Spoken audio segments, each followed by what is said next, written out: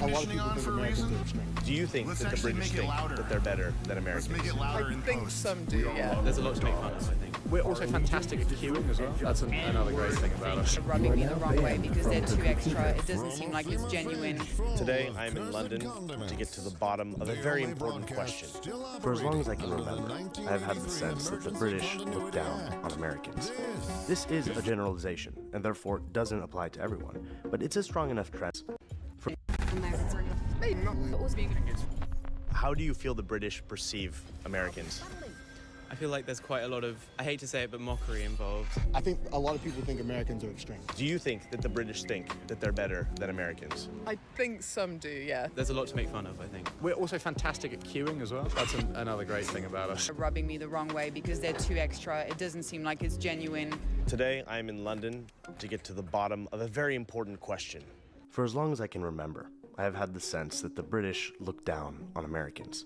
This is a generalization, and therefore doesn't apply to everyone, but it's a strong enough trend that I felt I needed to investigate this further. Here's a quote from Prince Harry's memoir, Spare, that perfectly captures the feeling that I have about this. With some, the anti-American sentiment ran very hot. I was reminded of my childhood, when people warned me all the time about Americans.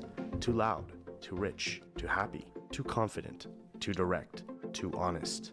I'm very curious what people are going to have to say about this. I have a feeling I'm onto something, okay? So, having said that, let's start talking to some people. Shooting a video for YouTube, could I ask you guys a question? This will be really brief. You hate it? Okay, that's okay. I'm sorry. Not that easy today, huh? No, it's not. I was wondering if I could just get a moment. I've got too much time. We're off to a very slow start. That's okay. Let's just change up the spot because I'm feeling like there's enough projections in that 100-meter radius.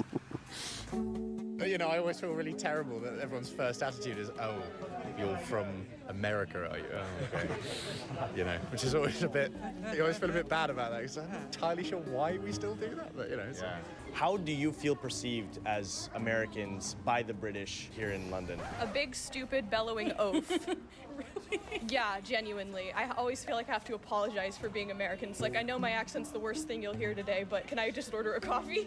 My experience, I feel like, has been a little bit different. I think that might be somewhat informed by the fact that I'm a student here. Okay. At first, there was a bit of a learning curve. Like, when I would speak loudly on the tube, I would kind of get looks, and people would tell me, like, you're being American, like, can you maybe not?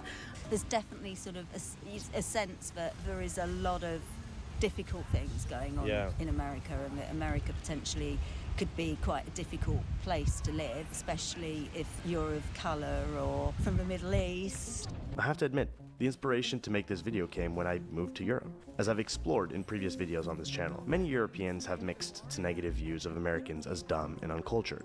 But to my surprise, the same goes for the British. I've come to realize that the only people that see the British as intelligent and sophisticated are the Americans. Many Europeans, like the Portuguese or the Spanish, see a very different reality. The British that go off on holiday to get extremely drunk and break things. The British that are isolationist with Brexit. The British that don't learn foreign languages, that stick to their native tongue. Wait a second, I thought to myself. That's what Americans do. Other people do this as well? How dare they copy us? I kid, of course. Still, it does feel like the Brits act like the Americans of Europe, but I am certain that is not something that they'd like to hear said about them. I mean, no offense. I am American after all. Does that not prove my point though? No one wants to stoop to the level of Americans. I felt I had to get my answers directly from the source.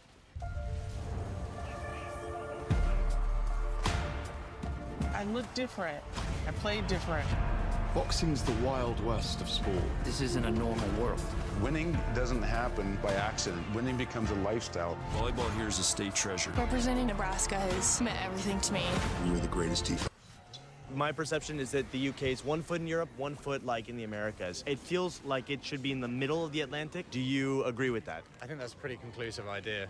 Yeah, I think that's definitely true because a lot of people wouldn't even class England as being in Europe. You know, even in England, when you talk about going to Europe, no one ever thinks you mean Doncaster. They always think you mean Germany. You do get some perception that everyone's some sort of like a Valley girl accent or something like that, and I think that annoys people quite a lot. But then again, it's the same way that English people are often perceived as all sort of being from London. You know, the American dream, making yourself better and being seen to be self-improving, and it's a lot about earning money and being the best you can and going to the gym and all these kind of things. Do you think that's, are you saying it's positive or negative? I think it's a positive thing for Americans, but I think the way it's perceived is often everyone goes, oh, get out of my face, you know, because they probably, no one likes to enjoy someone else's success, at least in England anyway. I think in America it's probably very different. Oh great, you got a promotion, fucking bastard, you know. The identity of being American is like such a thing. Right. That I don't think other places have that as much. I don't think people are necessarily dumb, and I don't think it's a question of being dumb. I think it's just that there's this idea of like, yeah, being the best. To think that like people in America, depending on where you're born, you can have access to care or not, it's frightening. And I don't know how you can speak about being the best when you can't even make sure that everybody's like taken care of. Are you treating everyone the same way in America? No, not everyone is treated the same way, just like not everyone is treated the same way in Europe. Having been to America a lot, they often ask, obviously as a joke, but just like, do you know the royal family or anything like that? So do you feel that generally, the big generalization, there's mockery towards the Americans and Americans towards the British is more like cute. We think you're cute. Yeah, I would say that, yeah. How do you feel about Americans thinking you're cute? Well, it can be taken as a compliment, obviously, but if they think that we're, like, as a country, not really a force to be reckoned with, then just because we do all these, like, things that date back to long before the US was established, it's not really relevant that they can mock us for that. Is it condescending, would you say? A little bit. Or ignorant? More ignorant. It doesn't, like, hurt me. You know? How do you feel Americans perceive the British, first of all? They kind of look down on us. You feel that? I feel like Americans think like they're on top of everything, and there's always competition between the two. So do you feel like the British have a chip on their shoulder a little bit because of that? Yeah, a lot. What do you think the British are better at than Americans? Yeah, polite, really. More polite? Yeah, more talkative, more helpful. More helpful? The British are more helpful? Yeah, than Americans. But Americans are nice, they're funny, got good music. Got good music, okay. Well, the British have good music too, man. Americans are taking over the music scene. But I mean, come on, there's a lot of great British music. So here's the thing that I think is going on here. We are not the same, the Brits and the Americans, but we sure have a lot of similarities. Compare us to the Japanese, or to Native Americans, or to Ethiopians, and the differences between Americans and the British seems relatively small. We're like blood siblings in the village that is the globe. So here's what all of this started to make me think of. There's a concept in psychoanalysis, I'm going to read you the definition, but it's called the narcissism of small differences. This comes from Freud. The narcissism of small differences is the idea that the more a relationship or community shares commonalities, the more likely the people in it are to engage in interpersonal disputes and mutual ridicule because of hypersensitivity to minor differences perceived in each other. We see this all over the world, between the Argentinians and the Chileans, for example, between the French and the Belgians. And indeed, I think this is what is happening between the Brits and the Americans. But at the end of the day, I feel like we make the little things that make us different much bigger than they really are. The way that we speak and the words that we use. Yeah. And again, we were talking about this, weren't we? Yeah. About We've been talking words. about things like autumn versus fall. And it's like that's often something that people like bring up. And for some, well, it's because it's a simpler word. And it's like, fall, American. You guys don't say classic. fall? No, we don't say fall. We Oh, say interesting, autumn. okay. So this is autumn. Not fall. But you can say autumn as well. All right, before we go any further, I want to quickly thank the sponsor of this video, BetterHelp, whose support has made it possible for me to take this trip to the United Kingdom, as well as bring a videographer with me to film these interviews. These videos take a long time to concept and organize and bring to life, and I hope it's visible in the production value that I am really pouring myself into making these videos as high quality as possible. And all of this is possible thanks to sponsor support like from BetterHelp. I am a big believer in therapy. There are a lot of people in my life that have been deeply affected by therapy, myself included, and what I really like about BetterHelp is how flexible it is. First of all, there's flexibility in who you're speaking with, as in you can freely change therapists if you're not clicking with the person that you're speaking with, which I think is super important because I feel like it's really important for me to feel fully comfortable to be able to open up with the person I'm talking to. There's also flexibility with regards to how you speak to your therapist, whether that's via text or remote. Is so in changing. Easy to sign BetterHelp off your first. And now, let's dive back in. Personally, when I come to the UK, I have the impression that I've come halfway across the Atlantic. I'm not just off the coast of continental Europe. And by that I mean, culturally, it feels so much more similar to the life that I had in the US. The convenience of life, the speed, the capitalism, the language. Everyone speaks English. Everyone's like got the same sort of core values. I'm not necessarily a big Christian person at all, but We all come from this like Christian-based countries. America and Australia are English. There's some things that happen in history, but at the end of the day, we're kind of all the same group of people in that regard. Culturally influenced. Culturally influenced by the same group. So I personally don't see many differences at all. I mean, I've got wonderful American friends who I adore. So that question for me is a difficult one because I think they're great, they're fantastic. I think the difference is in the way our language is, in the way we use different words. That's where there's a difference. So pretty minor. Yeah. Do you think that sometimes some of the British media or the portion of the British population that looks down on Americans, is it a way to deflect some of the issues that exist here? Could that be said of all societies? Yeah, you can say that of all societies, but you can also say that about the media. They're always distracting, aren't they, from topics, whatever it is. America's seen as very alpha male. If you think about it in terms of masculine and feminine, there's an alpha maleness to Americans. And maybe it's just the way they speak, the accent, but you don't really have that sense of Britain. I think there's a stereotype of the repressed male, that soft-spoken. Considering we're like right on the edge of Europe, we have more in common with America in many ways than we do with the rest of Europe, which in theory is where we should be more aligned. And I think there's sort of something that can feel sort of slightly odd about that, you know, like with the whole Brexit thing, breaking away more from where we're most closely connected to and sort of being in a situation where, you know, we're going to end up with chlorinated chicken instead. There's this tendency to think of Americans as just, you know, they're simplistic, really. Are you, like, annoyed by the Americans here in Sometimes. I wouldn't say Depends how they are.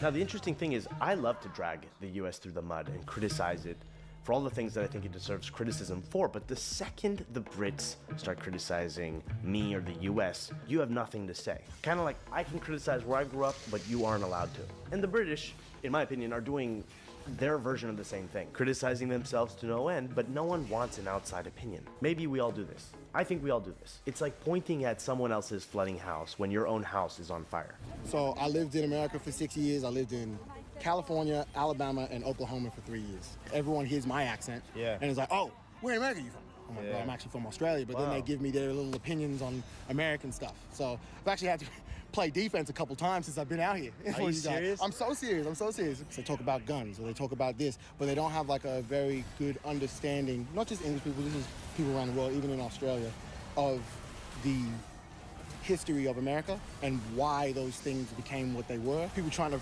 you know, throw rocks and then hide their hands. Yeah. They don't want the blame to be on them, so it's easy to put it on the big superpower that is on everyone's TV. My perception is I don't consider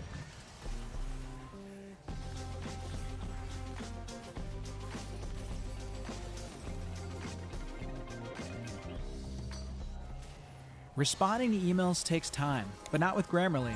In a few clicks, Grammarly's generative AI drafts professional, relevant replies that sound like you. Download it for free at Grammarly.com.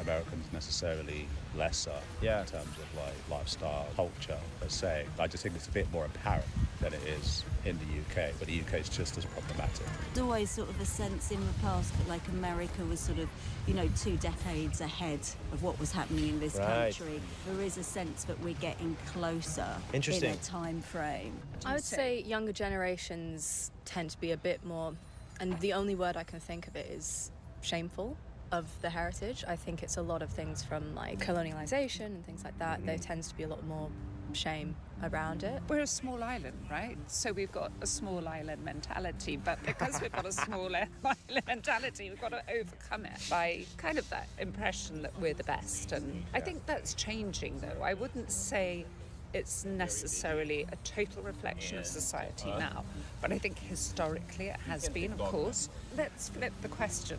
How are Americans perceiving the British? My answer to that is there is a power dynamic going on. And for better or for worse, the U.S. is much more of a world superpower right now. So I don't think that the US feels threatened necessarily, like competitive with Great Britain. Because of that, I think there's kind of like a, they're cute, you know what I mean? Like they're Harry Potter and James Bond and sophisticated and, you know. His words like autumn. Exactly. But I also think that there's also a major degree of ignorance. Like the US is so self-involved. We're not even paying attention to what's going on elsewhere in the world. So there's not even enough to form an opinion, you know? Now, this video was definitely supposed to be in good fun. I harbor no ill will towards the British. I find our rivalries as human beings across cultures, across nations, to be comical and interesting. It's like an insight into human psychology. And despite all of the, criticizing going on here, I'd like to end on a positive note. I'd like to express my appreciation for a few things that I think the British do better than Americans. Your healthcare system, for one. Also, the Premier League. They say football was invented in England, and if that is true, as someone with Argentinian background, I can only thank you. I also have to thank you for your incredible music. What a contribution to our collective heritage. It is a foreign idea to me to have a royal family, but I respect the commitment to tradition. But I did move here the week that the Queen died, so it was really interesting to see. I think my first impression of the British as a public was that of mourning for their queen, the 14-hour-long line to go see her lying in state. So I think it was a little bit of a shock. This might sound silly, but how procedural the British can be. I noticed that tends to be every British person I've met tends to be very procedural, as opposed to Americans. I think are a little bit more, dare I say, free-spirited or individualistic. So, I mean, I think that's not to say that one is better than the other. And as a final note, we are obviously a world of individuals, and so stereotypes never fully work. Still, I find it so fascinating to explore the stereotypes and cliches that we have for one another. Not always, but often there is some sort of basis of truth there, or else they wouldn't spread and persist as they do. Anyway, having said all of that, I hope you enjoyed this video. And if you did, please consider liking it, which tells the algorithms to share this with more people. I thought it was fun, and it's a format I'd love to continue exploring. And also consider subscribing so that you can see more of the material that I make. With that, I hope to see you soon.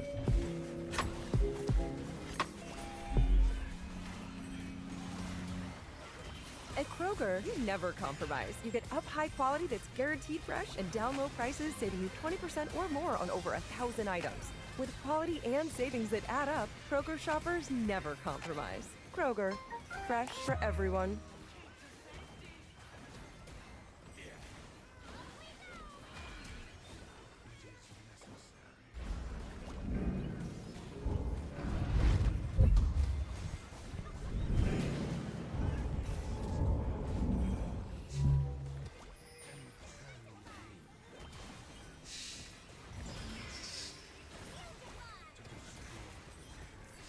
American politics kind of feel like a South Park episode right now, in my opinion. It's concerning what's happening. It's the connection between Russia and the USA, which is ridiculous. I should have seen this coming. I mean, just walking up to random people and asking them about politics, how did I think that was going to go well? Politics are mostly losers. They all never finish their studies. History repeating itself. Fuck Trump. He told the bullshit. Fuck Trump. Fuck America. How do you feel about Trump? I'm afraid.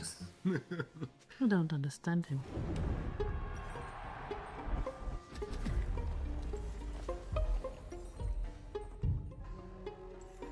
It feels like we're living in a very different moment in history, even compared to just a few years ago. My feeling is that we're on a high-speed train right now into the future, and yet we're not there yet. We're kind of actually seeing it happen in real time. Maybe that's why all of the developments that happen in today's world feel so important and consequential. And maybe with the exception of the early months of the pandemic, I don't think I've ever felt like I'm in the pages of a history book as it's being written as much as I do right now. A couple of years ago, I did a video called Why Do Europeans Dislike Americans So Much? Exploring how the image of the United States has changed quite a bit around the world since the advent of the internet. I think it's a third world country with a lot of money. I think they're a bit stupid. Well, a lot has happened since then. I told you before, I'm happy to play golf if we carry on back. Stupid president. European Union, they rip us off. It's so sad to see. I don't think we've seen a shift in the world order like we're witnessing right now in my lifetime. I like to playfully explore and compare the differences between the old world and the new world in the West. But the reality is that over the last 80 years, Europe and the United States have been tightly knit. I'm talking about the portion of Europe that did not belong to the USSR, but then after the fall of the Berlin Wall, this only expanded to include more Eastern European countries. And now, in 2025, the current US administration is telling the world this is coming to an end. Tariffs is the most beautiful word to me in the dictionary. We're going to focus on ourselves. We're not going to play nice, even if we were allies in the past. And we don't care what you think of us. This is obviously a very big shift. And to piece this together, to make sense of this, I thought I'd ask the Europeans how they felt. So I spent a little bit of time in a small Bavarian town, as well as here in Vienna. The whole kind of America First thing that's happening in the US, do you think that's bad for Europe? Bad for America as well. You isolate your country, you're fucked. At the moment, it kind of looks like America's just concerned about themselves. It's a disastrous change in the connection between the United States and Europe, especially in Germany as well. Horrible, really horrible. Only because of this horrible guy. It's a global world. You can't go back to, I don't know, Pittsburgh Steel or whatever. This time's gone, and it's pretty much the same. Germans oftentimes complain, oh, we're paying all the shit in Europe, and Europe is on our shoulders. No, it's bullshit. Without Europe, German economy wouldn't be as strong as it is and as it has been throughout the past 30, 40, 50 years. Some questions? What is this about? I mean, what is the whole... I'm exploring the evolving relationship between Europe and the US. Gotcha. Evolving? Like evolving. I think things are changing. You don't think things are changing? Evolving like in the right way or in the wrong way? Well, that's up to you. Okay. Okay. So we're testing the water. Wait, hold on. I gotta take this. I'm sorry. Go for it. I'll That is so American. That's so funny. How do you see Europeans reacting to Trump? Like winning? To Trump? Yeah. That's so interesting you asked that, right? Because like as soon as we say we're Americans, right? That's like a lot of people's first questions. Yeah. A lot of Europeans.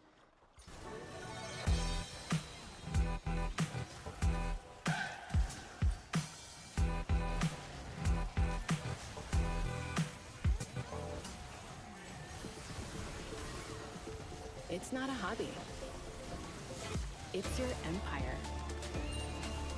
It's not DIY. It's do it yourself on Wix.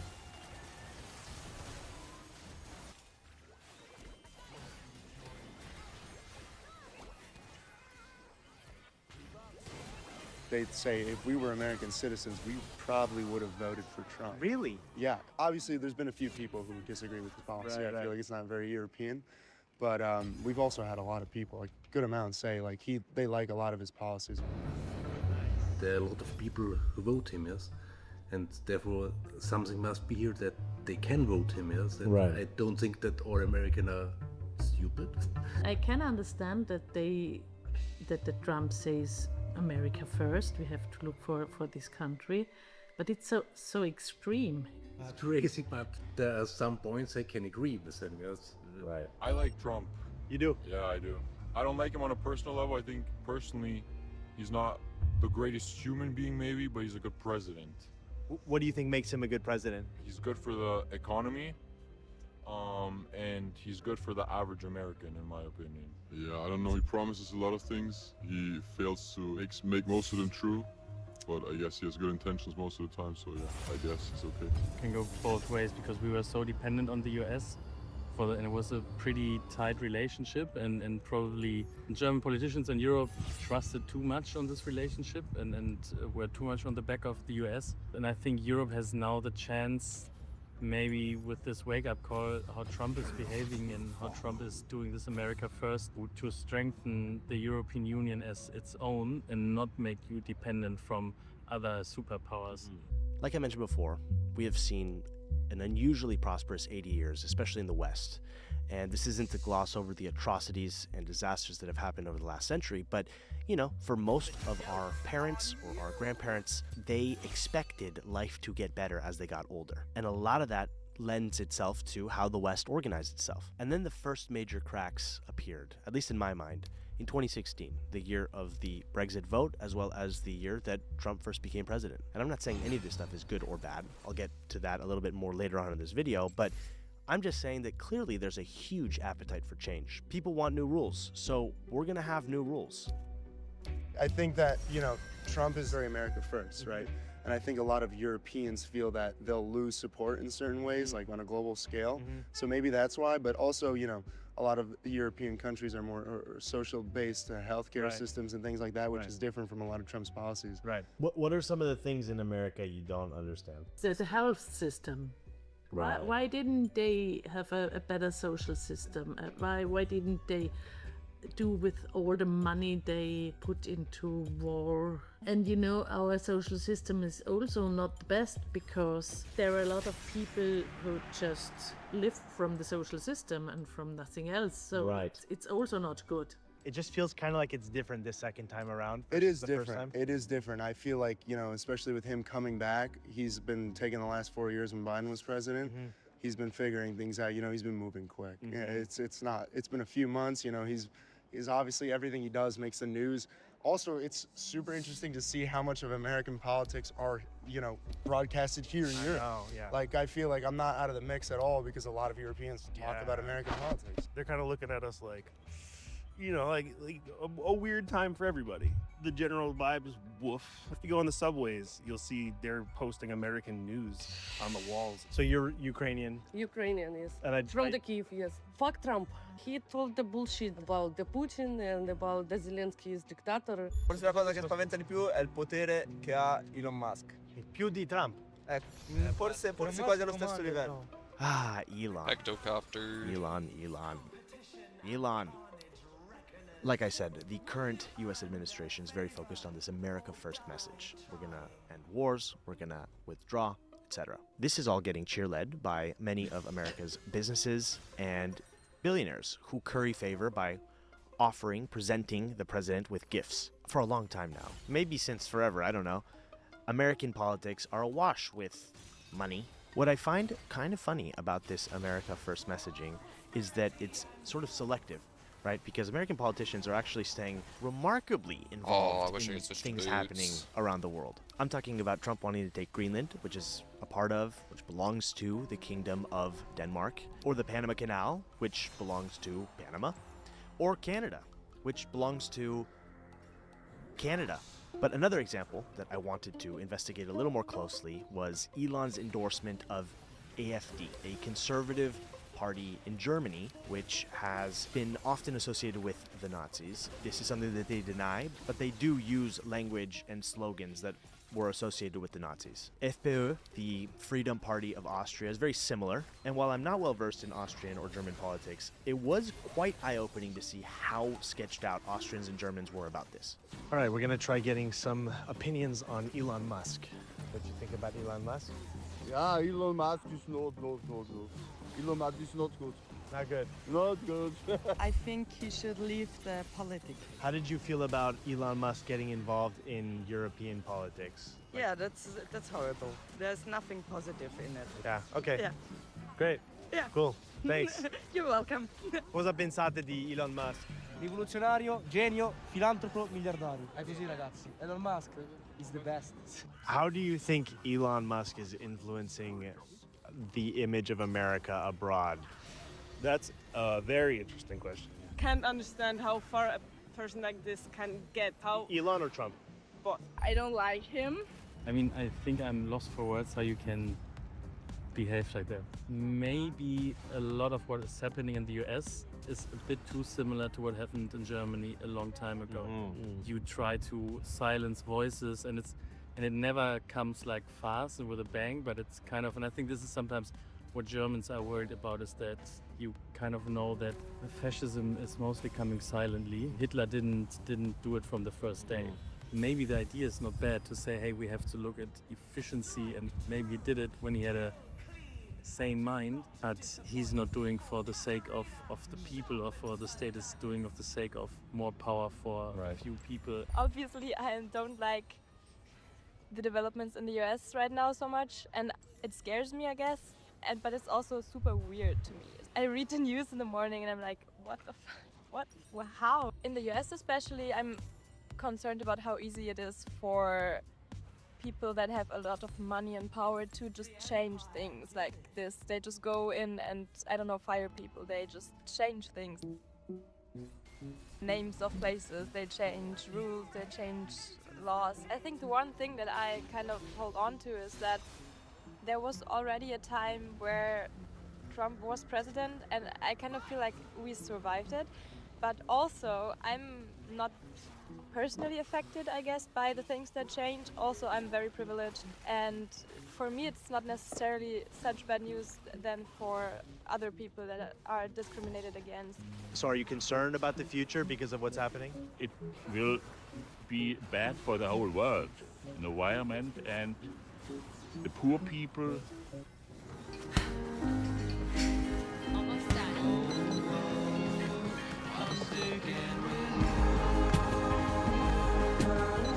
Come on, man. Introducing Penn Station's Penn Pairs for $7.99. A tree, oh yeah, of grilled subs paired with fresh cut fries. Your choice of chicken teriyaki, pizza, or chicken cordon bleu for just $7.99. You craving what I'm craving? Penn Station. I feel sometimes we get so focused on who the bad guy is that we lose sight of the real problem, the bigger problem. The bigger problem being the system. How do we end up with people like this? I'm talking about the two-party system in the United States. And before I get accused of picking a team here, that's exactly what I want to avoid. I think our tendency as human beings to pick a team, to pick a tribe, and to demonize the others is really holding us back. It's really adding fuel to the fire here. It does feel like it's impossible to have any kind of really productive conversations about how we solve the problems that we face today collectively if we keep doing this. What I dislike about this system, this setup, is that the two sides are just egging each other on. And so they push each other, or really they pull each other to go further and further in each respective direction. What do you think about the two-party system in the United States? Well, quite okay, but now it's not a two-party system because we have no balance of power anymore. The worst is Trump against judges and against the press. Very, very, very bad, because that's the beginning of being a dictator. That has been as well in Germany at the beginning of the Hitler time. It's the same style of problems you have in America now, and we had in 1933.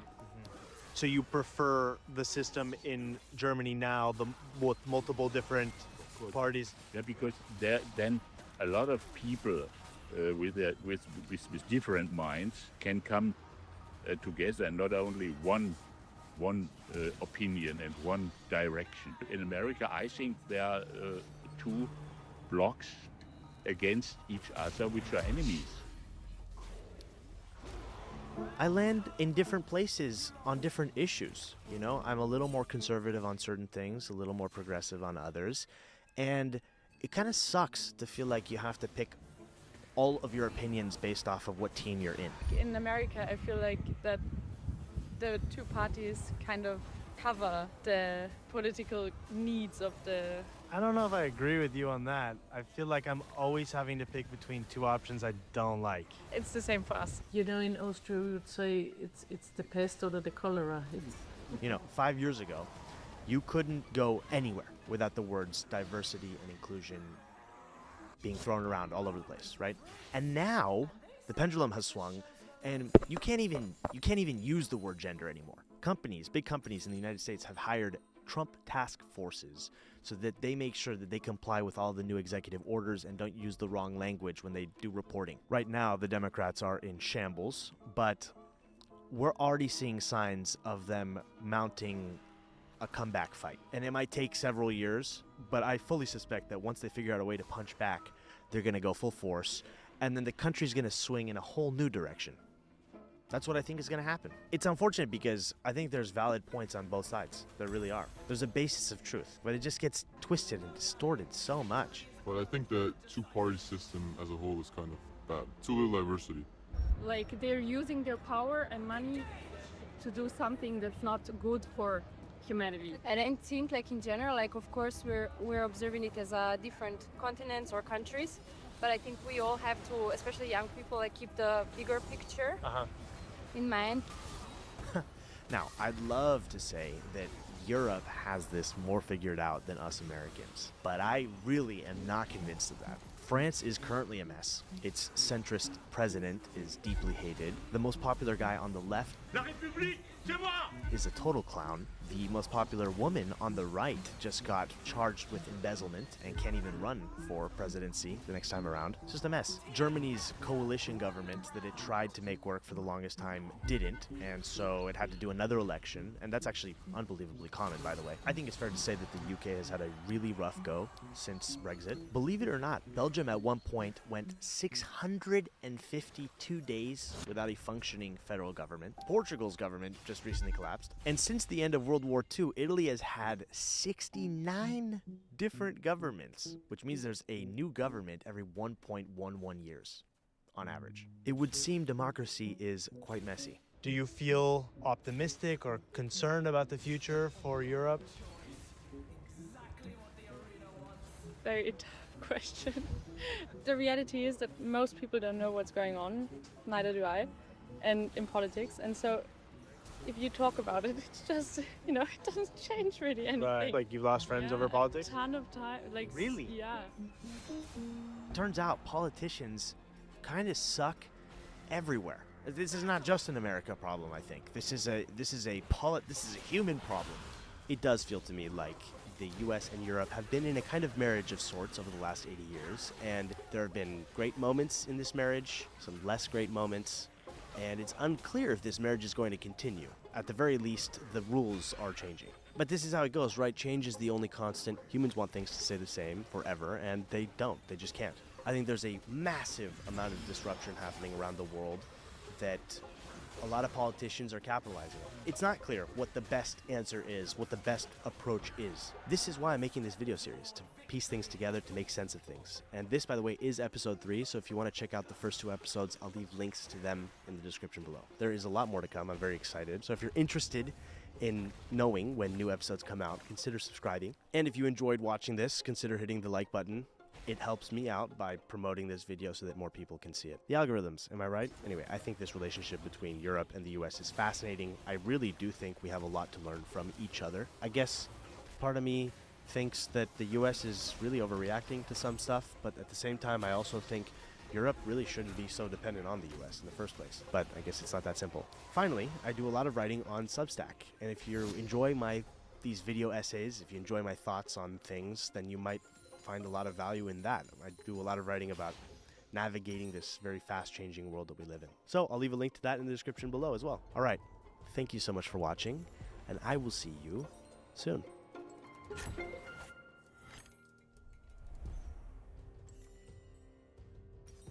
Need better sleep? We can help. It's Mattress Firm's best sale of the year. Save up to $700 on top brands, plus get a free adjustable base.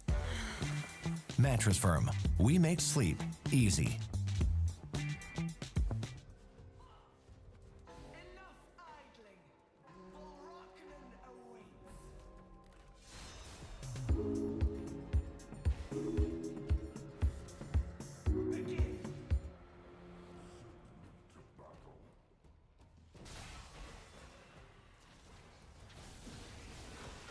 Make America sane again. What does that mean for you? What makes America sane? This country kind of went crazy when the libtards took over and they wanted to open the border, let the world flood in. Is insane. So you feel good about what's happening like in the last 6 months or so? I feel great about what's happening. And I feel great about our president. What does your hat say? It says kiss 100 boys in bars. It's a How is that chaperone true line. damage? The thing that you should know about me is I run a queer artist Fuck. residency space. Okay. That's sort of trans-centered, and Texas loves drag. Texas loves gender. It just doesn't understand that it loves drag. For example, you will walk around Texas and there will be men wearing cowboy hats and cowboy boots in these big white trucks, and they've never been on a horse. They have no cattle. Drag. Right. You know, you'll see women that have high hair and like decked to the nines, super feminine. Hey y'all, like Dallas Cowboys cheerleaders. Drag. It's the most femme of femmes. The men are the most men of men's. It's like gender being performed to such extent, people believe it's real. Like you feel it's exaggerated. Entirely. Yeah. Everything's bigger in Texas. What they're not realizing is it's just drag. If Trump can turn this country around without a civil war, see, Lincoln had to have a civil war, okay, to change this country, to get rid of what it was doing wrong, okay? That required a civil war. I'm hoping Trump can do it civilly and legally without another civil war. But if it takes another civil war, so be it.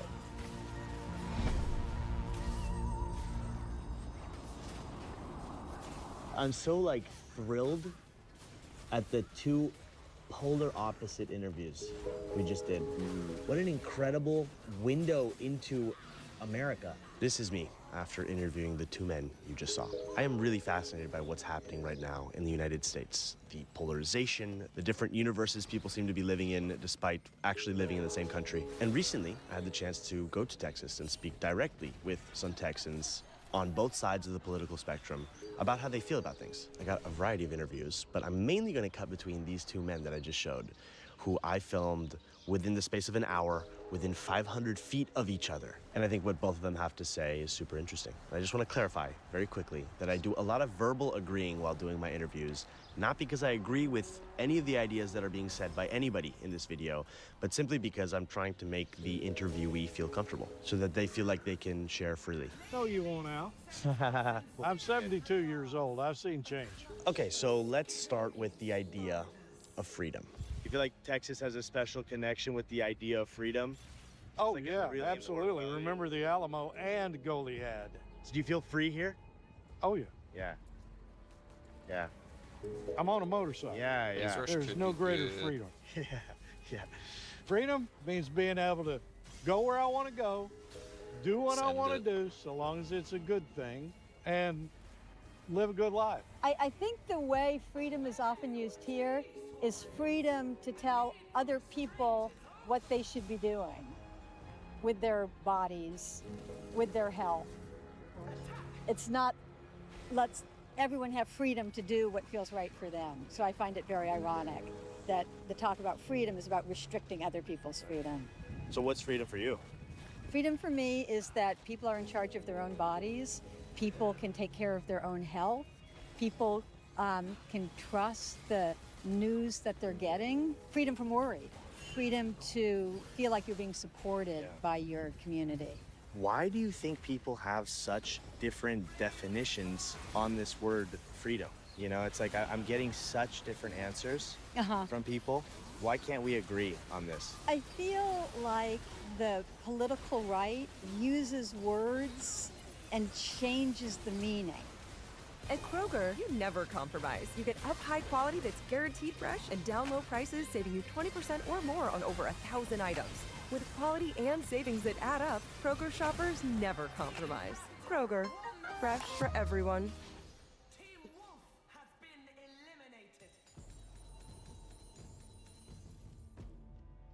In the past at college, I've struggled with overusing the same words again and again in my essays. I do a lot of writing, and tools like Grammarly are essential. Grammarly is an AI writing partner that helps me efficiently craft quality writing across different platforms and save time. I've been using the free version of Grammarly since high school, but upgrading to Grammarly Premium for college-level workloads has been a game changer. From quickly identifying passive voice misuse, providing rewrites to ensure my writing is clearer, setting goals to make sure that my writing matches the right tone and formality, and suggesting new vocabulary to replace my overused words, Grammarly is a must for all students. All these premium features have made me more efficient and save time while I'm at college.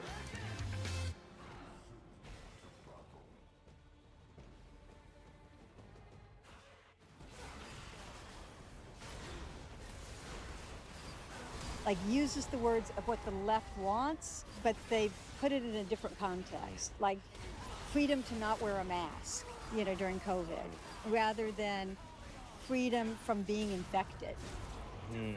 So I think they're like buzzwords that you can't argue with.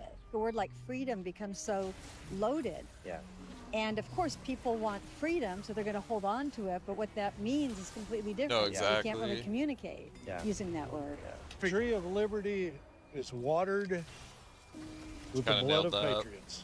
So if even the idea of freedom in the land of the free, as so many Americans affectionately call the United States, if even that is not something that we have a unified definition on, that we cannot seem to agree on, what can we agree on? What I find rather astounding is how often people are talking past each other. How do you feel about Elon? Well, he's a businessman. Yeah. You know? And he's going to make a lot of jobs for a lot of people, and that's not bad. That's actually a good thing. I'm asking about Elon because he's been at the head of DOGE, the Department of Government Efficiency, which has been responsible for cutting back government spending wherever and however possible. Elon Musk and Donald Trump teamed up and took a chainsaw to as many government programs as they could. It was highly controversial. Their partnership lasted for only a few months, and now, as most people know, they're no longer friends. But still, what they did together made the news constantly and has left reverberations throughout the United States. I'm very proud of Doge. Doge, good idea? Bad idea? Doge, I think, is the funniest idea, but also, like, I think it was a prank played on the United States. I think it is terrible. Doge is cutting back on insane expenditures, waste of taxpayer dollars. Absolute waste of billions and trillions of dollars. It's insane. So that my granddaughter can have a good country to live in. Because we weren't headed in the right direction at all. Right. Way far away from it. So I come from research, right? Yeah. Like, they have systematically gutted all of the important things that I see that the government does. I think it's really terrifying, really deeply terrifying. Is any of this laughable? No, it's incredibly serious. Is any of it surprising to me? No. I'm a retired science teacher, Okay. Yeah. not a history teacher. Did you serve in the military or? No, I did not. Okay, But my son did. gotcha. So in a perfect world, like the smaller the government, the better, is kind of your view? Absolutely. Yeah. The more the liberty, the smaller the government, the better. How do you feel about like tariffs? Do you feel like that's a good move? Well, I think it's a necessary move. Yeah. Equality of tariffs is what Trump is trying to do. So you think the tariffs not a good idea? I think, no, I don't think so. Other countries have been taking advantage of us by not allowing our goods that we make to flow into your country because of a high tariff. Right. But your goods could come into our country with wine, cheese, no tariffs. Wasn't fair.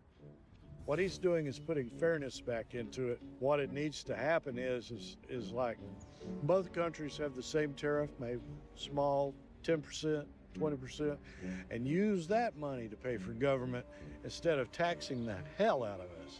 Trump did a crazy thing with all these tariffs, and Elon Musk was just like hacking through a bunch of stuff. They nearly tanked the entire world economy in 3 months. But some of the stuff that Trump has done is deeply reactionary and really like truly maverick, and has radicalized our dear allies against us.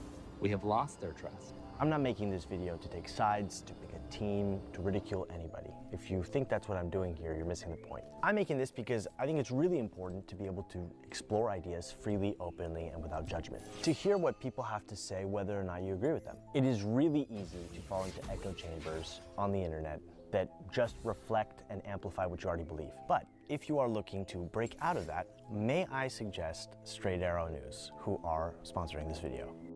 What they are doing is really, really cool. It's a great way to get unbiased media coverage, or the way I like to see it is more as a way of getting a variety of perspectives. Because I think it's okay to have biases. I think we all have our personal preferences on different things, but it's also important to be aware of the greater conversation of what people with different perspectives have to say. The app is really well designed. You can actually see how much coverage there's been on a particular topic on the left and the right, which allows you to see what each side is maybe missing from the conversation.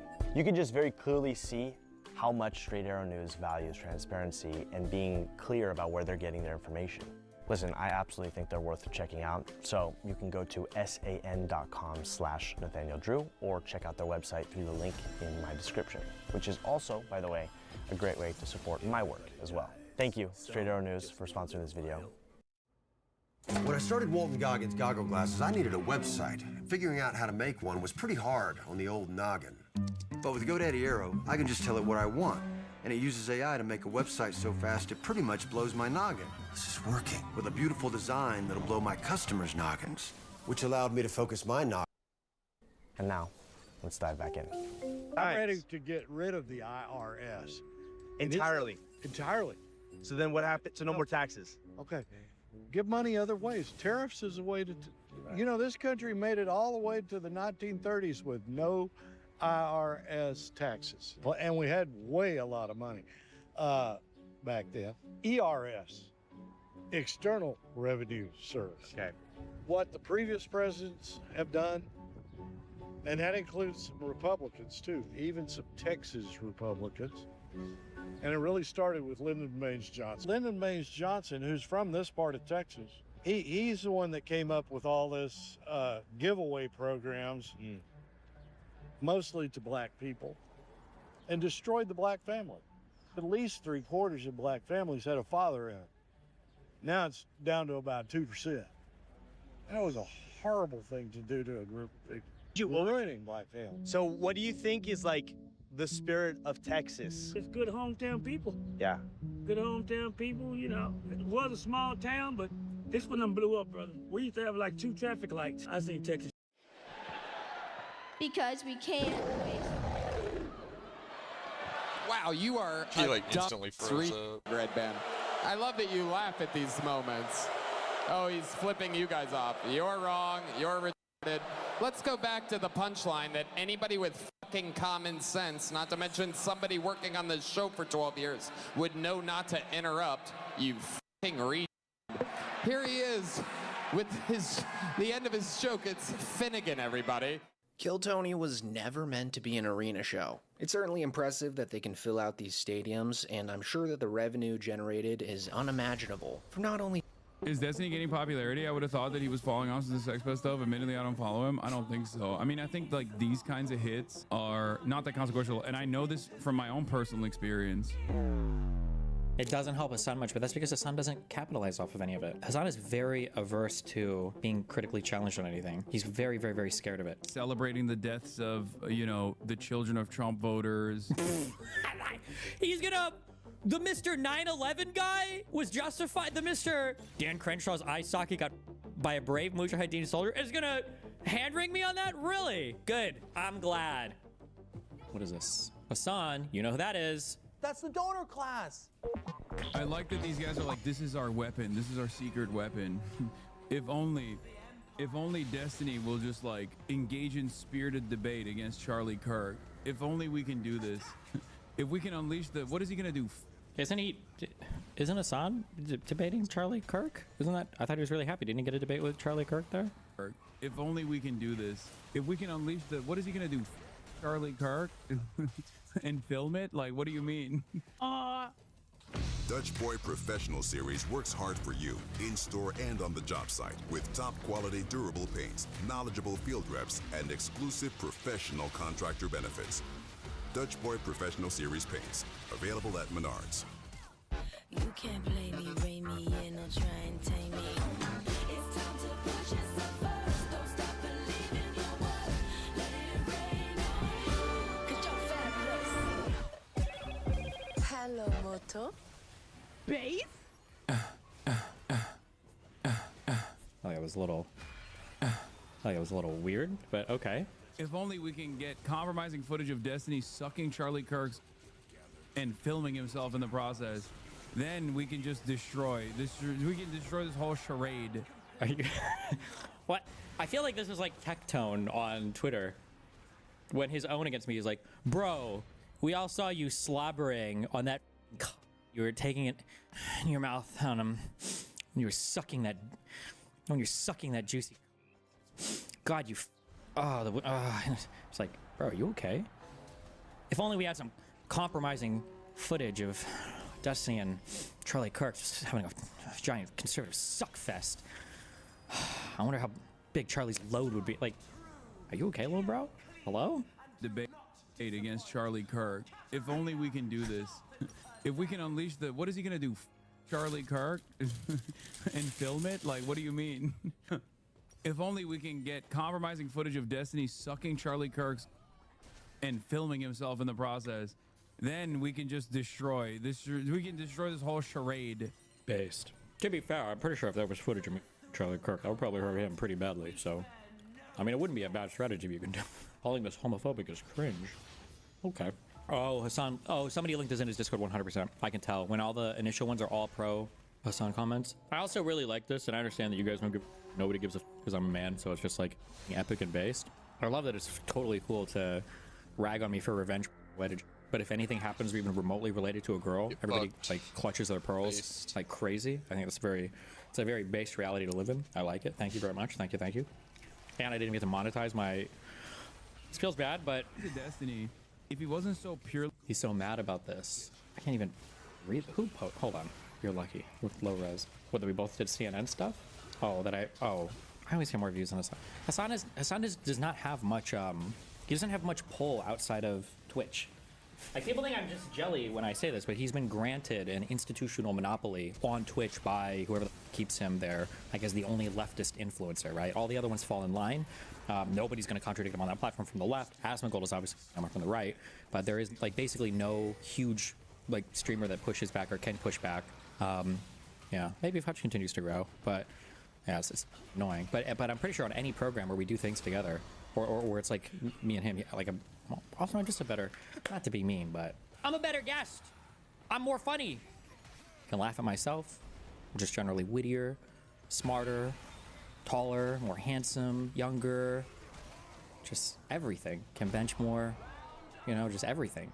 Less Turkish. I'm just kidding. He's about to do a 20-minute segment on that. Cuomo, okay? I'm coming for them numbers. Where's Hassan at on this? Oof. Don't worry, it'll grow, I'm sure. Oof. Right behind the wiener man. Oh, I haven't watched my CNN piece. I can't watch myself, it's too cringe. But I absolutely can watch Hassan watch me, so. Really spite driven. I think he could continuously be a debate mercenary that sees a tremendous amount of success. If he didn't do all... Hello? Why can't I click this? Like in the case of Destiny, if he wasn't so purely spite driven, I think he could continuously be a debate mercenary that sees a tremendous amount of success. If he didn't do all of that stuff, all that snarky, he probably could be like a good... I love the projection. This is, you literally have like 12 snark subreddits that orbit you and constantly fight on your behalf. And you are constantly like the most disgusting, like fantasizes about sucking my you know, like weirdly misogynistic. Maybe that's part of his homosexuality. I guess maybe manifests in that direction. It's just, yeah, like, again, if you want substance, like, all my notes are public, all my research is public. Like, there's plenty of stuff to fight with me substantively on if you wanted, but you don't, right? There's a reason why. The only thing you can do is fantasize, I guess, about my sexual exploits or whatever. A decent debate mercenary. How Democratic streamers like Destiny are taking on MAGA and Charlie Kirk. Donnie O'Sullivan, friend of the show, did a piece on the debate sphere, I guess. Yeah, I just got escorted from Kirk, baby. We're in Tampa, Florida for Turning Point USA's annual Student Action Summit. TPUSA is a voter-driving juggernaut for the Republican Party, led by 31-year-old Charlie Kirk. They're happy, that's why you know they haven't been on social media. But this year's event will be menaced by something called the Un-F America Tour, started by a group of progressive influencers and organizers, including the massively popular streamer Destiny. This is the all roads lead to Rome thing, right?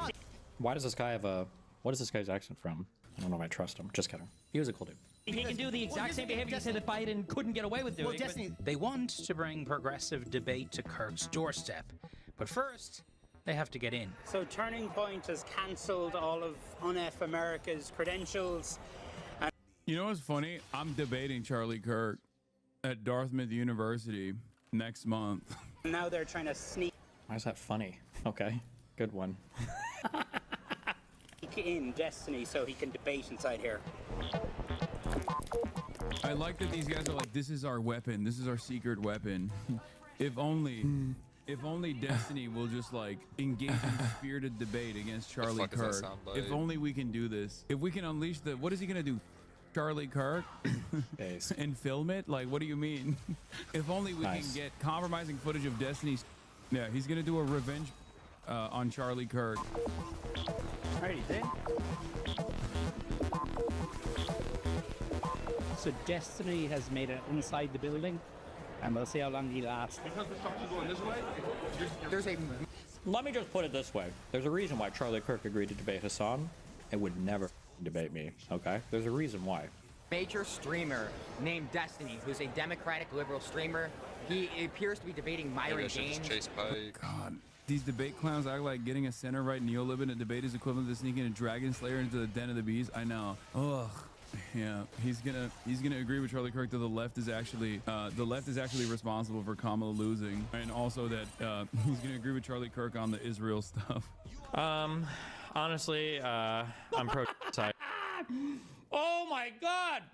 Our clips, yes, King. And, like it sounds really, but like I think that Israel should just drop its borders about where it is now, and basically Palestinians can go live in another place. That's really, but like that's about where I'm at. I don't know, you just think that Palestine should just pack up and Native Americans out of there? The problem is that it seems like there is a hugely general hostility to Jewish people across really the entire world, but definitely the Middle East. So the problem is that as you weaken Israel's like ability for Jewish people to live there, it seems like there is because there's a lot of different organizations across the Middle East that are highly invested in the destruction of Israel. So that's like a really rough thing too. So it seems like if Israel is forced to make concessions to Palestinians, it threatens Jewish people's ability to have a homeland. And Here's the one piece of advice. This is surprisingly, so for people who don't know, this was like, I think, what is the date on this? I should know the exact date. But I'm pretty sure this was months before October 7th. So I didn't really even know that much about Israel-Palestine at all. They always present this like I'm talking like currently or like after the genocide or whatever, but this, I didn't know. Oh, there's like a month before? Okay, there's a month before October 7th. I don't even know that much. Kill fucking Bane. Okay, answer. I'll give it. Okay. All right. Next part is when the Mossad asks me to coach them on how to do war crimes. Yeah. Here's the one piece of advice I'll give you, okay? If you're joining the IDF, okay? Leave your cell phone at home and stop taking stupid videos, okay? Because everybody's with them, okay? And if you see a soldier, okay, going through a drawer, and listen, if you want to wear a dress and you think it's funny, just don't take a video picture of it, okay? Jesus. Okay, yeah. At Vistaprint, we print signs so people can see your brand up close. Why does he do so much also print signs so that damage? people can see your business here, see it here, and see it here, so you stand out, even when they're way back here. Print everything for your business. Can't run from them, can't fight them. Yeah. He's also going to agree with Charlie Kirk on like 20% to 30% of Trump's deportation policies. Who's more of a right-wing red Me when I lie. pill guy. They're both sort of creatures of like internet trolldom, but it should be a lot of fun. You know, it's like blood sports. It's like watching a cockfight, effectively. We love to see it, though. We love to see it. Oh, It's God. great. Oh, gross. You going to agree with him on white people being able to say the N-word? We are at Student Action Summit. We got Destiny and Myron here today. Have a little friendly conversation. Oh, yeah, man. Good to see you, bro. Young people may be tuning out the news, but this new form of live, provocative political debate is blowing up online. Its cultural significance is something well known to Kirk because he's part of it. Oh, it's democratic socialism. It's completely different. I love this and fight. whatnot. And I like it's. I could talk about socialism for hours. Hello, everyone. I am Charlie Kirk, founder of Turning Point USA, and I am surrounded by 20 woke college kids. It's always college kids for the him. words prove me wrong. Kirk brought online debater culture directly to hundreds of college campuses during the last election cycle. We have a problem in Black America. The biggest problem is not racism. It's the lack of dads. He's like, the biggest problem is not racism because obviously I'm racist. So that would be like admitting that, you know, my kind of thinking is what's wrong. What's like held Black America back. He just stole Stephen Crowder's whole flow. No, I know. Exactly. Good one. Good one. Dude, he's gonna crush Charlie. Oh my God. What, is he gonna call him a racist and a Nazi for 30 minutes? Oh, he's gonna crush him. You know that, but you don't know the full. Hold on, no, tell me when. I don't know. And while he uses it to make viral content, its primary goal is to register Gen Z to vote MAGA. I love the fact. This kind of stuff is so rudderless, okay? It's just, if you're doing blood sport for the sake of blood sport, like Charlie has a clear agenda, okay? His goal is to promote right-wing talking points. His goal is to make the left look weak and humiliate liberals and the left alike so he can... Hassan has this weird perverted fantasy of me where I'm like a debater for hire. I'm like Cowboy Bebop or something more insidious where I'm like, you know, my debate skills are ready for the highest bidder, you know, send me and I'll debate. He's like, I have this weird, like, I don't have any values or I don't have any actual things that I believe in. It's just a very weird characterization. I don't know when he started this, but...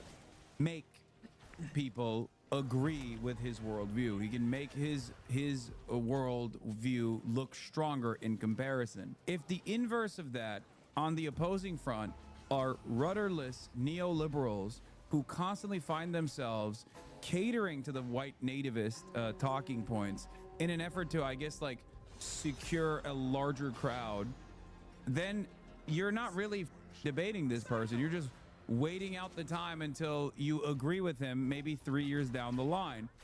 But at that point, he will have moved past the advocacy, just like what Kamala Harris did with Donald Trump. We all laugh at this, but all these freaks were having closed-door meetings. Wait, what did Kamala? Wait, what? But at that point, he will have moved past the advocacy, just like what Kamala Harris did with Donald Trump. I don't know what he means there. Is he saying that Kamala stopped fighting because she lost the election or what? We all laugh at this, but all these freaks were having closed-door meetings with heads of government, including head of ICE, that pay to expand all facilities into alligator Alcatraz type places. I have proof if you want to chat about it. No, I know. These guys are like actively in government as well. Under no circumstance do you agree with these unless they are agreeing with you. Okay? By the way, want to know how maybe you guys could have had a position in government? Instead of having the unaligned movement, imagine if all of that protest for Gaza, imagine if all of those people flex their position or power to actually get some kind of inroad with the Democratic Party instead of constantly just trying to be a thorn on their side. Maybe they would have some place at the table. Maybe, you know.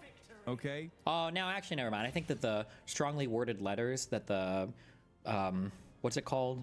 It's like what are the never vote for Harris people called? They have a name for their group and they keep writing letters to Trump saying like, you better change your stance on Gaza or we're gonna, yeah. No, not the uncommitted. There's another name for like a group of abandoned Harris. That's it. Yeah. Circumstance, do you agree with these unless they are agreeing with you, okay? And even if they're agreeing with you, it's important to just be like, government as well. Under no circumstance do you agree with these unless they are agreeing with you. This is what I mean. It's like perfectly encapsulating. Hassan is more honest now with his ideology, at least, so it makes it easier for me to justify my arguments. One of the things that I brought up in the huge is this point. Why must we constantly bridge build to them, but they never bridge build to us? If we criticize any of their candidates, we are called sellouts, bootlickers, racist, Islamophobic, etc. But they will always our candidates or and attack our candidates constantly. Listen to what Hassan just said there. You never ever agree with a liberal unless they're already agreeing with you. They're agreeing with right. They never. Why? They're not bridge building. This is retarded. Why? No circumstance do you agree with these unless they are agreeing with you, okay? And even if they're agreeing with you, it's important to just be like, wait a minute. Why is there agreement here? What's going on here? Yeah. Talk about spite-driven, and he just called me spite-driven? Are you serious? And he's not even spite-driven against Trump. He's spite-driven against Democrats? What the? How autistic can you be? Listen. As long as you believe in the opposite, then you're probably doing okay. All right, we can agree with that, right? Yeah, I guess we're just the opposite of MAGA. Maybe not on everything. No. The opposite against Democrats. Wait, what? You heard me. You know? Like that. We are now become. Am I retarded? I thought he was talking about Republicans. Oh, did I misunderstand? I thought he was talking about Democrats. Hold on, let me re-listen. Proof you want to chat about it? No, I know. These guys are like actively in government as well. Under no circumstance do you agree with these unless they are agreeing with you. No, this is coming from a different part. It's cut a little. I think he's talking about liberals here, like liberals / Democrats. Okay. Because why would he talk about under no circumstances should you agree with MAGA? That doesn't make sense. He would say that to his audience. Okay. And even if they're agreeing with you, it's important to just be like, wait a minute. Why is there agreement here? What's going on here? You know? Like that. We are now becoming we're becoming the cool kids now. But no, I just want to be clear. Is there something wrong with talking to voters? No, there's nothing wrong with talking. Well, that's what we're doing here today. It's an open mic. I think that you push a danger. Is Destiny getting popularity? I would have thought that he was falling off since the Sex Pest stuff. Admittedly, I don't follow him. I don't think so. I mean, I think like these kinds of hits are not that consequential, and I know this from my own personal experience. I think that like getting mainstream, getting this kind of like mainstream hit, it doesn't help Hassan much, but that's because Hassan doesn't capitalize off of any of it. Hassan is very averse to like being critically challenged on anything. He's very, very, very scared of it. It's why he had to exercise so much control over everybody on Twitch and his YouTube crowd, like telling Ludwig to delete videos, texting Nick not to talk about him on stream, you know, like trying to control the LSF mods and everything. He's very, very, very protective of his environment. He needs the echo chamber. It's a blip. I don't know why Donnie's platforming him, to be honest. I mean, because he's there, and the reality of the matter is, like, Donnie literally covers some of the most insane freaks online.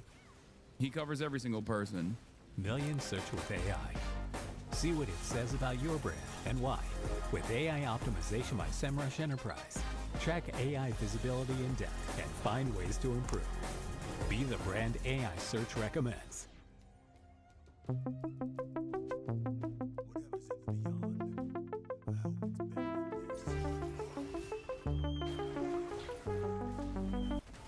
Agenda. It's a strategy that those behind UNF America say the DNC has been absent to counter. I hate Charlie Kirk. I think he's actually a Satan spawn, but he's very, very strategically minded. At an event organized by the UNF America crew down the street from the convention center, both conservatives and liberals packed into a pub to eat chicken wings. Did you also not silence streamers? Listen, this was different, this was strategic, and this was necessary, okay? You wouldn't understand, you had to be there, alright? Drink beer and watch conservative voices try to take on Destiny. Have you ever fired an AR-15? Yep. So you fired 5.56. The mathematical odds of him surviving that are infinitesimally small. They're infinitesimally high if it misses him. Or right in his ear. Charlie Kirk's been doing this a long time, more than 10 years. Why has it taken the left so long to catch up and still hasn't caught up? Republicans vertically are very well integrated when it comes to making sure that they're winning elections. Yeah. Right? There's the people who in 2020 they thought the election was stolen in every state basically, but they still shut up to vote next time. So something is happening there where they're really big on going out and winning elections. And I think that that shows at every single level to where when people are organizing, or when people are creating alternative media networks, whether you're talking Tim Pool, influencing other ones like Joe Rogan. Why is Donnie having Mini Epstein on a show? He probably has no Mini Epstein? What the Jesus Christ. Nice, I love him. He's throwing up all these articles. Yeah, that this is an active sex pest. Active. To be fair. Sex pest. Not sex pest in remission, but active sex pest. Scandals? I doubt it. Or trying to do things with... To be fair. Are they going to cover sex scandals? I doubt it. Or trying to do things with college kids like Charlie Kirk. They're making these why events is and Hassan they're so gathering all these obsessed with different that? Like, people it for is Charlie a Kirk point as school to bring kids, up. But the single focus But is goddamn. winning elections. It's incredibly important. And somehow I feel like on the left, I don't know how this happened online. Maybe it's because we tend to be younger or whatever, but... Oh no. Hassan named his GTA RP character off of the guy interviewing me? Is this actually Hassan? Oh no. Oh, I'm so sorry. I didn't know this was so sensitive for him. Somehow the party's messaging apparatus, it feels like it's kind of hijacked from people, by people who won't vote for your candidates, which I think is incredibly destructive. Did the Democrats have anything like this? Nothing. And I will say, like, Charlie Kirk is honestly one of the best organizers of our generation. And I think that, like, Charlie Kirk is honestly one of the best. He doesn't even know that the America Tour got outed for being a racist event. Oh no. Organizers of our generation. And I think that, you know, as much as I disagree with Charlie Kirk, I believe that what he's doing has worked. And that's why I'm here to replicate what he's doing. I'm not here to, you know, disrupt Charlie Kirk's events. I'm here to say that there are alternative ideas and that we need to build the same thing that he has, because he is good at it. Z Cohen Sanchez. If this is the Why does Hassan hate you so much? It's almost cartoonish. Because on paper, Hassan should have everything in life that he wants. It's got to be a movie analogy for this. He has like the nepotistic advantages. He was born into like absurd poverty, or not absurd poverty. I'm sorry. He was born into absurd wealth. You know, he's like genetically, obviously very gifted. He's gotten to travel the world. He got to go to college in the United States. He got to learn how to ride horses in his like rich like mansion and with his billionaire father in Turkey. He has every single thing in life that he wants except what he really wants, which is respect as some kind of like political intellectual. And I think that Casey-tron moment actually brain broke the out of him. And I think he's genuinely resentful that he feels like he'll never have that respect. Although I don't know why he doesn't put any effort into it. I don't think he's an idiot. I think that if he would actually do some reading or research, he probably could become decently informed on issues, but I'm not sure. Yeah, he's the Salieri to my Amadeus. The same thing that he asked, because he is good at it. Z. Cohen Sanchez. If this is the Purgator Shaun the Black covered this months ago when they were under heat for being racist, they replaced Dean Harris's song with Destiny. Z, the other organizers of scammer Lamont. Wait, really? I don't have a lot of confidence in a lot of the people in like the debate sphere because I ultimately feel like he's talking about you, Law. Wait, what do you mean? Who's talking about me? What is this? It's because we tend to be younger or whatever, but somehow the party's messaging apparatus, it feels like it's kind of hijacked from people, by people who won't vote for your candidate. I don't know how he's going in this. Oh, he is. Yeah, he is talking about me here. Something. Yeah, this is his like main. This is his main gripe. This is my main gripe about people on the left, like the leftists or socialists. But like, notice the difference there. What is Destiny, the person who is supposedly the debate mercenary? What's his main gripe? So you don't vote for the candidates. Why would that be the main gripe of a debate mercenary? Meanwhile, Hassan's main gripe is that my sex tapes weren't recorded with him. He thinks I'm not like writing the Democrats, not understanding that like I'm not in the business of writing Democrats. Why would I write the Democrats? He's literally saying he wants to be a Charlie Kirk for the Democratic Party in a piece about how Charlie Kirk is a charlatan. He is a... That's not at all what any of this is about. And the fact that you would discourage anybody from me, we absolutely need Charlie Kirk. I wouldn't want to do this because all that was just not my calling. But like, why would you not want you to have like an extremely successful person who's propagandizing college students across the United States? About how Charlie Kirk is a charlatan. He is a masquerading suit that is a fleshlight for Republican messaging. That's the whole point. That's not what light for Republican charlatan. He is a masquerading suit that is a fleshlight for Republican messaging. Do you think Charlie Kirk doesn't know that? Like, this is literally what Charlie Kirk does. This is bread and butter. He has conversations with the president, probably on a monthly basis, if not more. Yeah, of course he knows that. That's his role. He understands it. He plays it very well. That's the whole point. That's not what I want to do. Yeah, he's literally saying we don't need better candidates, we need better voters. The reality is that that is a message that I think media executives will entertain, though, because that is precisely the kind of message that they want to put out there. If they want to continue losing, or maybe every now and then marginally continue losing. Didn't we do really well in the House in 2018, and then didn't we win the election in 2020? And then in the middle of a midterm and an elected president for Democrat, didn't we also do really good in 2022? And then we lost the election in 2024. I like how like the history now since Trump won again is that like the Democrats can't win. They lose constantly. They completely lose. They're destroyed. And it's like, okay, well, Bush Sr. had one term. We had 2 terms of a Democrat. Then we had 2 terms of Republican. Then we had 2 terms of Obama, a Democrat. And then we did 1 Trump, 1 Biden, and now we're on 1 Trump. Like, what are we talking about right now?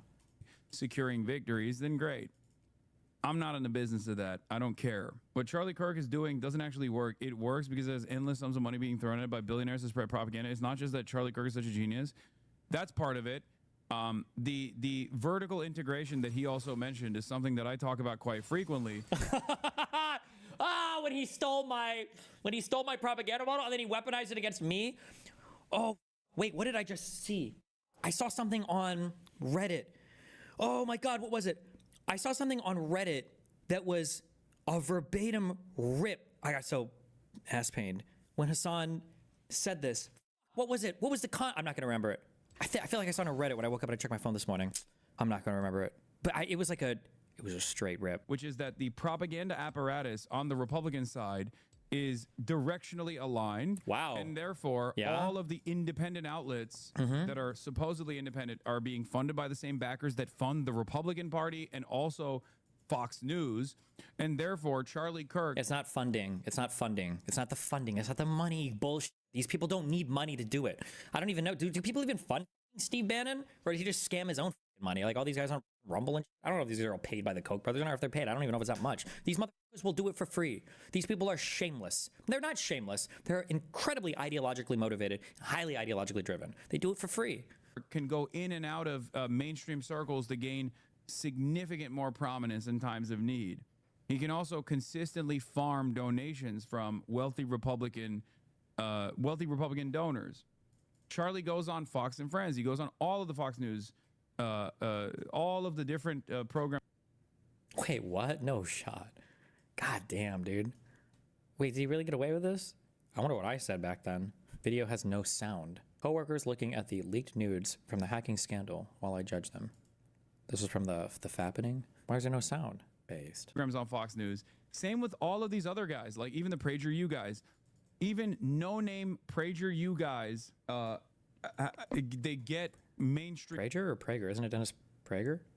Opportunities with regular frequency, whereas there is no equivalent on the independent left media side. There's not even equivalences. It's a meme? Okay. On the independent liberal media side. Like Brian Tyler Cohen, Midas Touch, Harry Sasson. These guys are not like regularly being uplifted by CNN or MSNBC. No matter. Who did he just wait? Regularly being Tyler Cohen, the independent liberal media side. Like Brian Tyler Cohen, Midas Touch, Harry Sasson. These guys are not like regularly being uplifted by CNN. Oh, Harry Sisson. I thought he said Mehdi Hassan. Sorry. Or MSNBC. That's true, though. Good criticism, Hassan. That's true. They should work more with him. Good job. Dutch Boy Professional Series works hard for you with top quality primers, durable interior and exterior paints, and specialty products to help grow your business.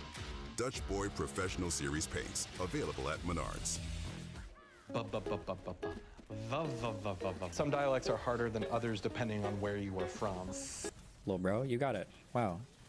No matter how big of a freak you are, if you are an independent content creator that is right-wing, you will get elevated by the Republican media ecosystem. Yep. Okay? The un-American thing is so because the Dems on the team are just right-wing libs who are also TERFs. I don't know anything about this. I don't know anything about like the Un-America tour. I am so out of touch with whatever the that is.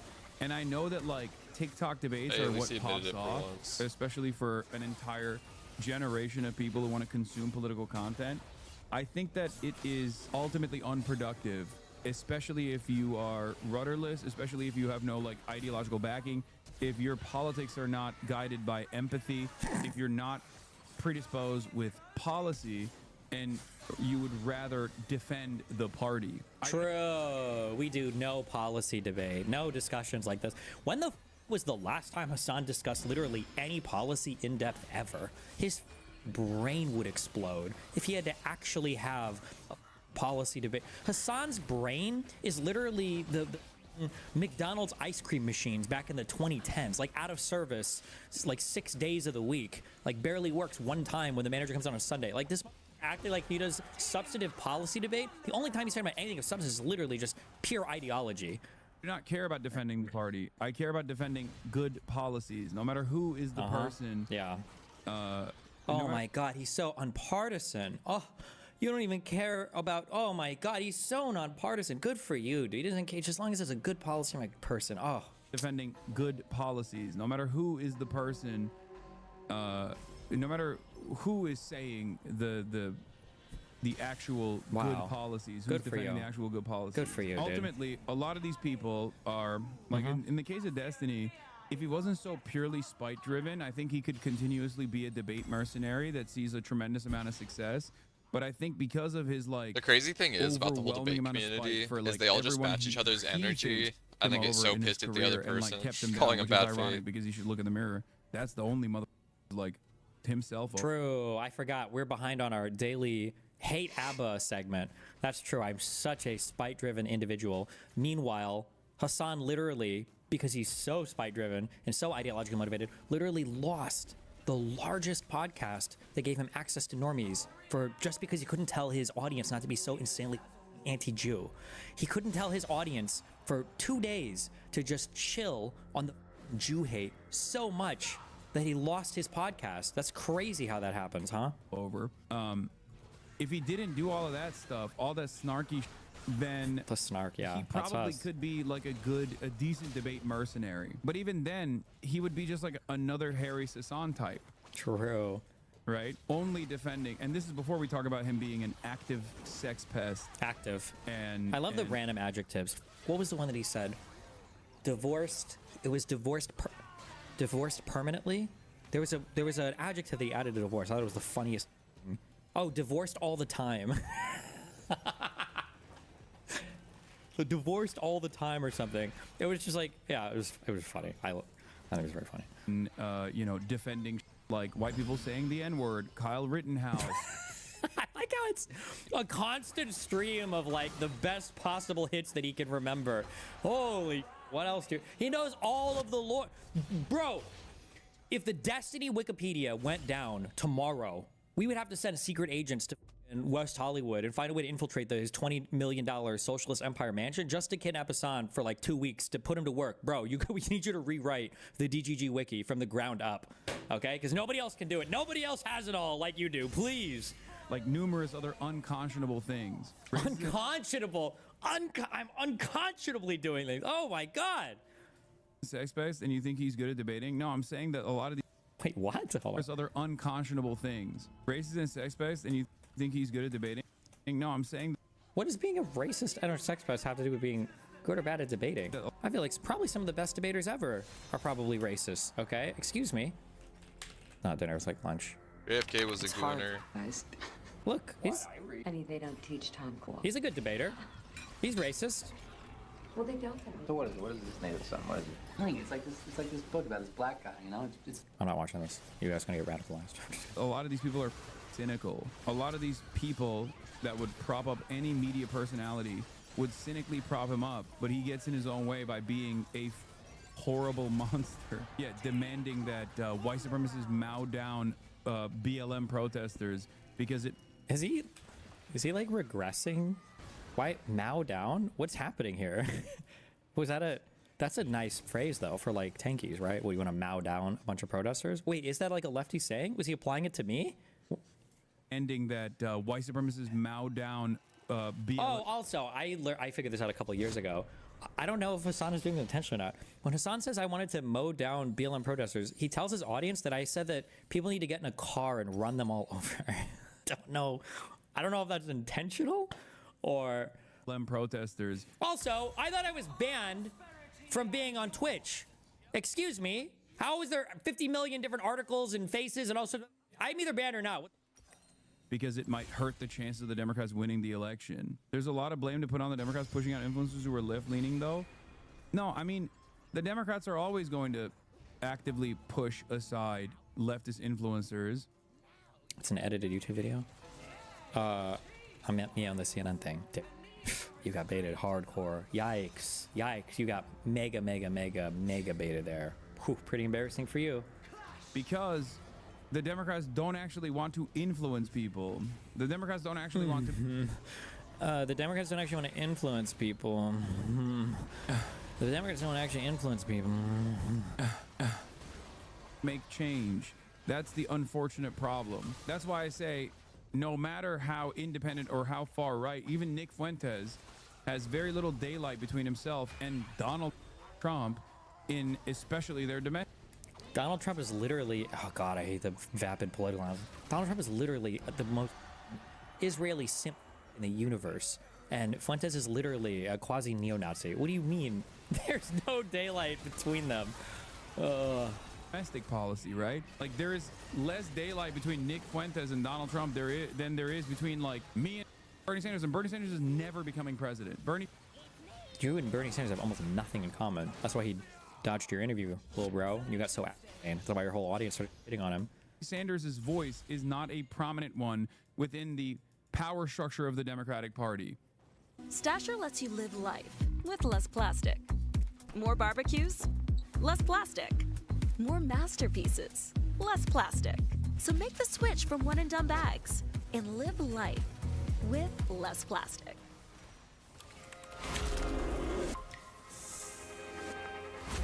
There's 8 billion people in the world and 8 billion ways to see it. To shape it, bend it, brighten it, light it. Unfortunately, you understand? It would be akin to Bernie winning the presidency, and Bernie has no chance. within the power structure of the Democratic Party to win the presidency. They don't like Bernie Sanders' worldview. They actively attacked him and undermined him. The Democrats were more scared openly about Bernie Sanders winning the primary. That's what I always thought the quote was about when those trucks were driving into BLM protesters. What were you talking about, lawns? No, what? I was talking about guns. Kyle Rittenhouse shot somebody. He didn't run anybody over with a car. I'm talking about guns. Then Donald Trump winning the presidency. I still remember the CEO of Goldman Sachs writing an article about it. So, for that reason, until the Democratic Party changes and actually... I need more Hassan breaths. Whoever emailed me all the donor class things. That's the donor class. I need more Hassan breaths. Becomes an active fighting party, a party that actually cares about its citizens, a party that actually cares about its voters, a party that is actually predisposed with like improving people's lives, a party that wants to advocate for good policies that do genuinely improve people's lives, and not just like the status quo party that is marginally better than the increasingly worse. Marginally better, by the way. Absolutely delusional. This is why this retarded doesn't do policy analysis or debate or anything at all. He's absolutely no idea what he's talking about. He's unbelievably Republican Party. There's not going to be this kind of cohesive media push from independent circles, and at most they'll just push for like Midas touch to be dominant in the media landscape. Did the Democrats have... Is there any chance that Hassan will debate you? He's debating Charlie Kirk. Hassan debating me is literally the moment in The Wizard of Oz when the curtain gets pulled back and there's like a midget behind the thing. He cannot, absolutely can never have that. If he's doing it, then he's either about to self or about to retire. He's just, you have to like, from his perspective and from his audience's perspective, like think about how he talks about me. Like I'm like a neo-Nazi, like horrible, retarded dip. Can't know anything about anything. Like you put us in the same room, like Hassan will have to himself. It would be such an agonizing process for him. There's just no possible way he could do it. Anything like this? Nothing.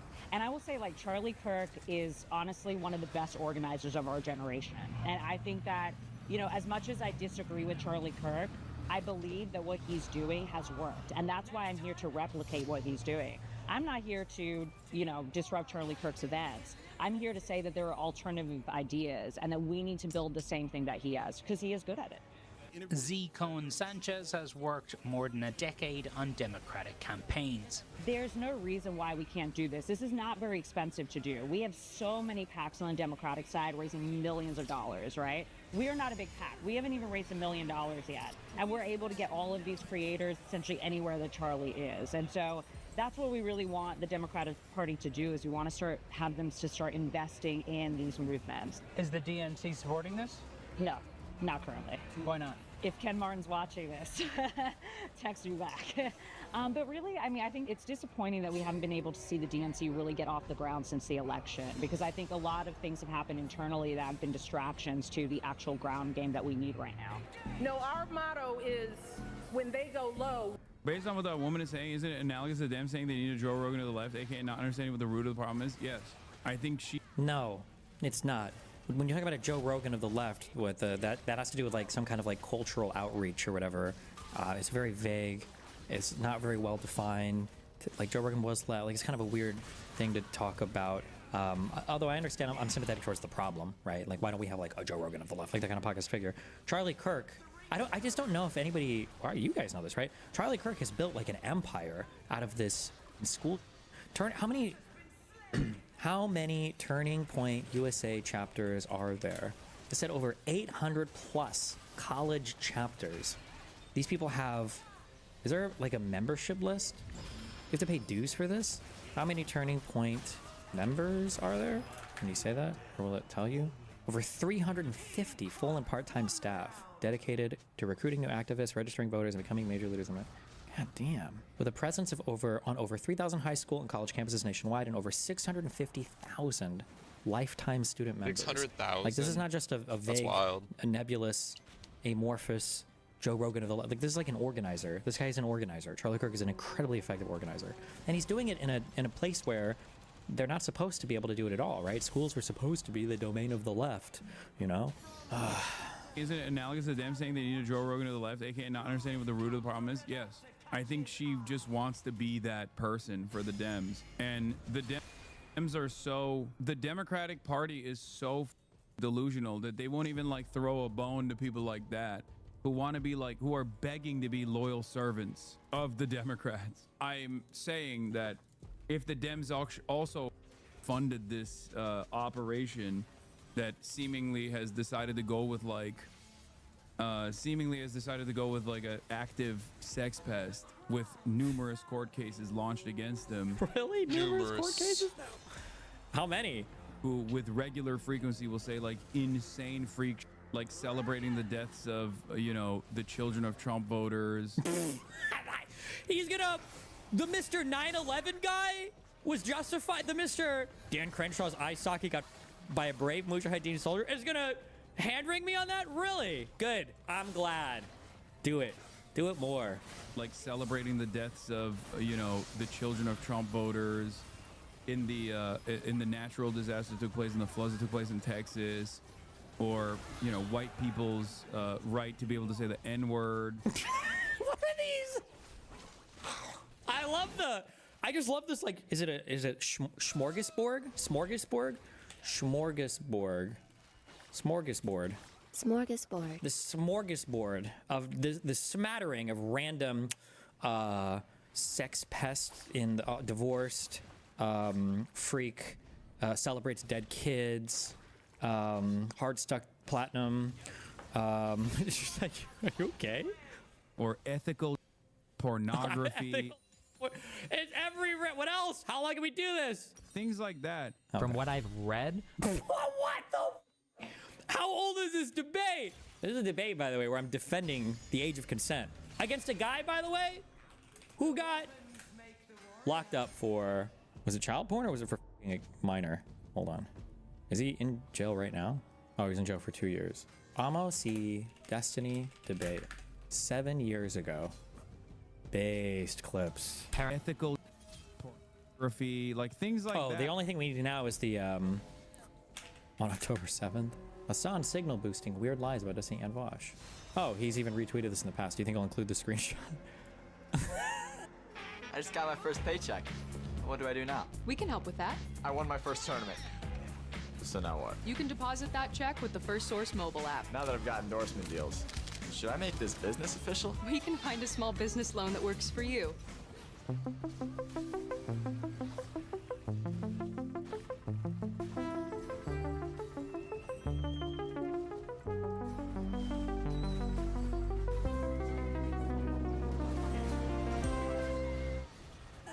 This is not a real drawing. And you know that if you watch my stream, because I can't draw. My circles would never be this even, or my ovals. Nice based. From what I've read, apparently men that are given access to have a higher chance of not actually committing actions in real life, and I would argue that that would be a moral good. Destiny is a demon of the internet.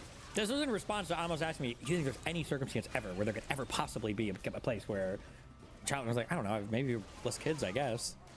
Nice though, I love that clip. What did somebody say? Somebody said something in chat about how Hassan unironically does use Trump tactics. He does, but you know what?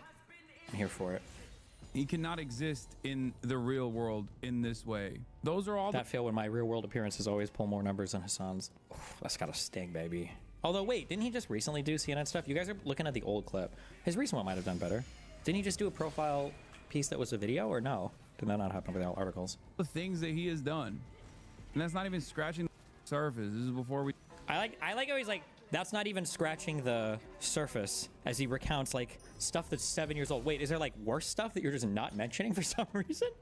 You talk about like his justifications and his unlimited support to Israel's genocide. True. Going to Israel with Eyal Yacobi, or was it Eyal? Who's Eyal Yacobi? Is that Loaderbox? Yacobi, I think it was, and mocking victims or going to. Is he talking about Ilon? What's his last name? I forgot it. Levy. It's Elon. Elon or Ilon? Elon Levy?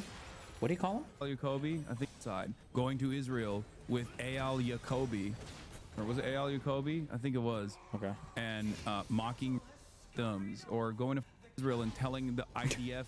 You've already hit this one, little bro. Dude, this guy's like on a This guy's like on a greatest hits rant, and I like how it's not even like that's just his stream, but his editor decided like every single one of these is essential. We have to hit all of them for this video. Holy, it's like somebody said, such a good one.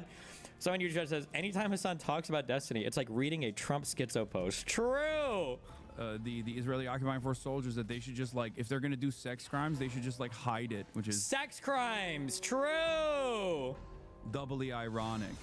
Now, there's a million different things, but you talk like a rapper in an interview who talk about King Von. That's so funny. Yeah, dude, keep coping. He's a yeah. I'm so scared. That's what I. Oh, do you want to debate? We can argue over any of these topics. I have a decently sized audience. I think there's a lot of people you could convert. The videos will get high viewership. You know they get high viewership because I would be in them. And all the videos I'm gonna get high viewership when I'm starring in other people's content. So you know. I do love people who like try to present Destiny as this like scary individual as well, and not just like a repulsive freak. Yeah, dude, you're talking about him like you're talking about King Von, dude. To Israel to defend the genocide, bro. And this guy was too scared to even go to Israel because he pretended that the Israeli police would kill him or whatever. Meanwhile, we show up with a guy named Nassif, okay, of Lebanese descent. Lonerbucks had no problem getting into Israel. We had no issues with that. I mean, they questioned him for an hour, but other than that, you know, we got in. And then meanwhile, Hassan's like, I think the IDF won't kill me. I think the IDF won't kill me. What do you mean? Baby. You're just a weirdo creep. Alon Levy, D went with, not that freak Al Yacobi. Alon Levy, which is another freak, and was formerly the spokesperson for the Israeli state. True. We go high. Okay, this is Photoshopped, right? Or is this like an inside meme? Does his editor do this? This can't be real, right? Destiny is a ground game that must reflect the online culture he and millions of young... Like, we know how large the SM7Bs are, right? These are the mics we use for downstairs. Why is it, like, larger than his whole head? I'm sorry. This is a funny thing. Small head. Americans are part of one that is often characterized by un-PC language, insults, and crude humor. Like this tweet Destiny sent, poking conservatives by saying... Okay, but he does talk about you like you're King Von. Wait, what is this? Man, I'm on demon time. He was a powerful demon. The only reason King Von was free, the witnesses came up dead. Okay. Okay. I have no idea who that is. I'm not assuming it's a drill rapper. The kids who died in the Texas flood were proof that God doesn't exist. The tweets... First of all, thank you for choosing that tweet, okay? Also, base? Base? That's such a base tweet. Okay, Destiny sent... I'm sorry, but there's nothing funnier to me than having like straight-laced people like reading back like reading back my tweets to me. Also, Brian was a real one on the show for not being a cuck. Thank you. Reposted this and you put your own words. I heard God killed those kids because they were using NordVPN promo code Destiny to get around the Texas porn ban. On reflection, do you think that was grotesquely? Thank you. Thank you. True. I wish Piers Morgan would narrate all my tweets. Poking conservatives by saying the kids who died in the Texas flood were proof that God doesn't exist. Even Hassan can't help but laugh at it. I feel like I watched somebody who was it Connor? Not that he's not like a super mean about it, but like Red One was okay. The tweets you sent about the kids in Texas would probably disqualify you or would probably have somebody in the... He's old as fuck. True. Upper levels of the Democratic Party say, okay, we'll never work with this guy again. Yeah. Do you regret sending those tweets? I think they have to get over it. I don't regret them. I love poking the bear on the right. I feel like Republicans are so good at owning the space. Republicans do this thing where they say, you know... It is issues with jokes you've made. Yeah, that's the other side of the story, that he's just like... I love this thing where Hassan like plays... people do this weird thing where they don't understand humor sometimes. It's very convenient. It's very right-wing coded. It's very Nazi coded how Hassan does this. Because like weird like ultra-right people used to do this a long time ago. You know, I'll be like trying to think of I don't know. Just like you're like telling an edgy joke and it's like, oh, like why is this whatever? Just like, oh, this is your grandma's ashes. I don't know, like a dead, you know, like some edgy joke. And then the guy's like, oh, that was a really edgy joke. Well, here's my joke. Why do I like black women so much? It's because when they act like black people, I can beat the shit out of them and punch their face so many times you can't even tell they're getting black eyes. So I just keep punching them. It's like, are you okay, bro? They're like, oh, what? It's just a joke. What, you don't like edgy humor now? Let me tell you this really good Pajit joke I have about Indians and how much they in the street and smear it all over themselves and they're so smelly. And it's like, are you okay, bro? What? It's just edgy humor, bro. You okay, dude? Also, how can you simultaneously call me whatever about edgy jokes when I'm literally the N-word guy, okay? I'm the white man's N-word defender's mascot. I've never given a fuck about people making edgy jokes. I usually just don't like what the subject matter. I disagree with you on your idea, you know? Hey, you know, it is issues with jokes you've made. Yeah, that's the other side of the story, that he's just like so goddamn annoying with the whole, like, the guy who literally actively defends white people saying the N-word will like freak the face because I said cracker, and then it's freak the fuck out because you said cracker. No one is freaking the fuck out because you said cracker. It's just funny and super hypocritical that you like think that racial slurs are okay with some things or against some races, but they're not against others. That's the hypocrisy is what people are laughing at, not the no clips of that for the editor. Oh, yeah, the hypocrisy of people is what I'm making fun of, not the. And like this is such an obvious thing too, because it's like if you think for 1 second, it's like, hold on, do you think Destiny thinks that nobody should say the word cracker? That Destiny thinks that that's like a banned word for people to say? It's like, does anybody actually think that that's a position that I hold? Actively defends white people saying the N-word will like freak the because I said cracker, and then his stupid ass audience will try to defend that principle as though it's like even remotely Everybody is pretty dumb. XQC agrees with Destiny's take on Hasanabi's cracker controversy. Do you think he has to personally sign off on like all photos of him used in his YouTube videos? Dutch Boy Professional Series works hard for you, in-store and on the job site, with top-quality durable paints, knowledgeable field reps, and exclusive professional contractor benefits. Dutch Boy Professional Series paints, available at Menards. With Apartments.com capturing the hearts of hundreds of millions of renters, everybody wants the secret to our success, but they're never gonna get it. Will they, Craig? No, sir. Apartments.com. Ooh, the place to find a place.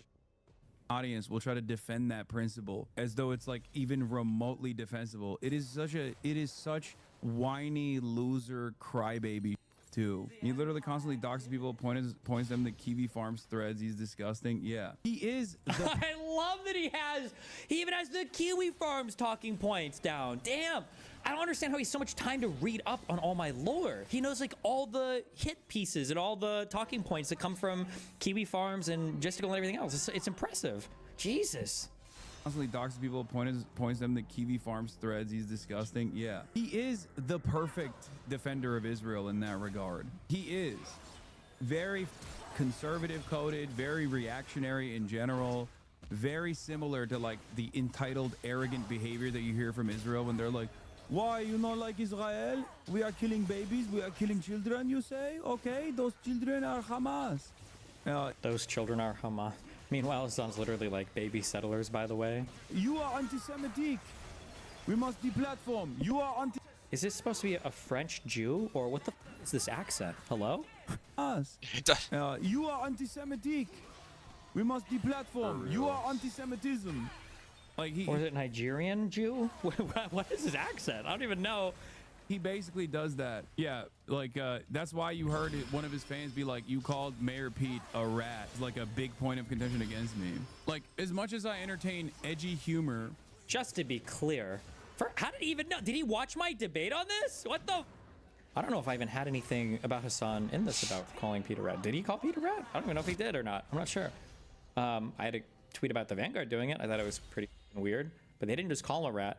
They said he is a rat, looks like a rat, talks like a rat. If you smelled him, he would reek of rat.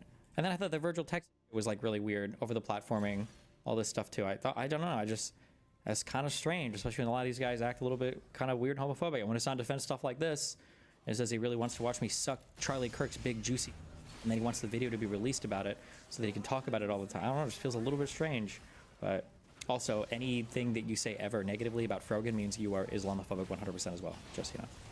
It's usually not against like defenseless children, you know what I mean?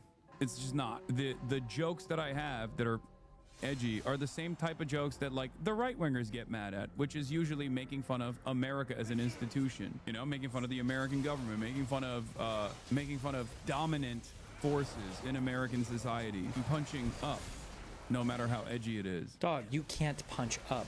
You are literally at the top. You have nobody to punch if you look up. What are you talking about, bro? You're like the most nepotistically, intellectually bankrupt, like inherited so much of your success. Like, it's so funny that you're here attacking me related to my Charlie Kirk, you know, adjacent America event, bragging, by the way, guys, you know that I'm about to go and debate Charlie Kirk, when Hassan's whole entry point into the world of streaming was literally him DMing me and begging me for critiques on his debate with Charlie Kirk. Like, his whole insertion point into the world of streaming was him asking me for, hey, can you give me? So we'll see. Okay. I just emailed him actually, so we'll see. No, my voice is gone from freaking screaming at capitalist cucks all night yesterday. But he really did a good job or whatever. And then the only things that conservatives that were like pro Charlie in this instance, or like pro whatever talking about without necessarily thinking about the outcomes, were like, oh well, Charlie talked about facts and Hassan only did the feels over reels. You gotta hold his feet. Don't let him pivot, because pivots are seen as wins. Because he never, in this entire conversation, he will never concede a single point to you, no matter how right or wrong you are, because he constantly pivots to the next point over and over and over again. Yeah. And then I bring him up to the other point that he wants to pivot to, and then I slap him around there, and then he pivots again, and I slap him around a little bit, but they're light slaps. They're never like, or they're never like actual. Never admit. That's crazy. That's what a weird history is a circle, I guess. I'm not punching down. He's legal again, and we can joke about anything. But when they say anything, they really just mean like immigrants and black people, right? Because if you make fun of anything on their side, they lose their minds. I guess is your point that, you know, always trying to take the high ground is clearly not working for Democrats? One of the things that conservatives... Yeah, in order to beat Republicans, we must become more racist. Does anybody like... What did I just say? Maybe he didn't hear? Maybe his ears were too small to intercept the sound on that one, I guess? The dishes weren't aimed in the right direction, I guess? Like this guy I'm asking earnestly, it's just the grossest people. Or if there's anyone that's like normal that likes him, they probably saw like a TikTok clip where he doesn't look like a gross little freak pervert. You okay, dude? He really does. He really does. He sounds like Donald Trump when he talks about me. Holy Jesus. Like Destiny, don't feed him after midnight. He'll turn into a monster, guys. That's probably it. But like the main community is some of the worst freaks. They basically operate like a bunch of cyber stalkers that have. I wish I had that. No, I don't, because I don't want that type of community. But like, for who? Against what? What are you talking about, bro? I have the most. My community. You know what perfectly symbolizes this? Oh God, what was it? What was the thing? It's like the guy has the huge shadow, and it's just like the little DGG guy. Somebody find it. He consistently fights against the left. It's from this video. He called like Pete Buttigieg like a rat or something just recently. Oh, does he think I'm this person?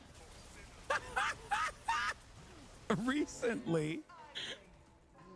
Okay, this gotta be a Epstein fan. There's.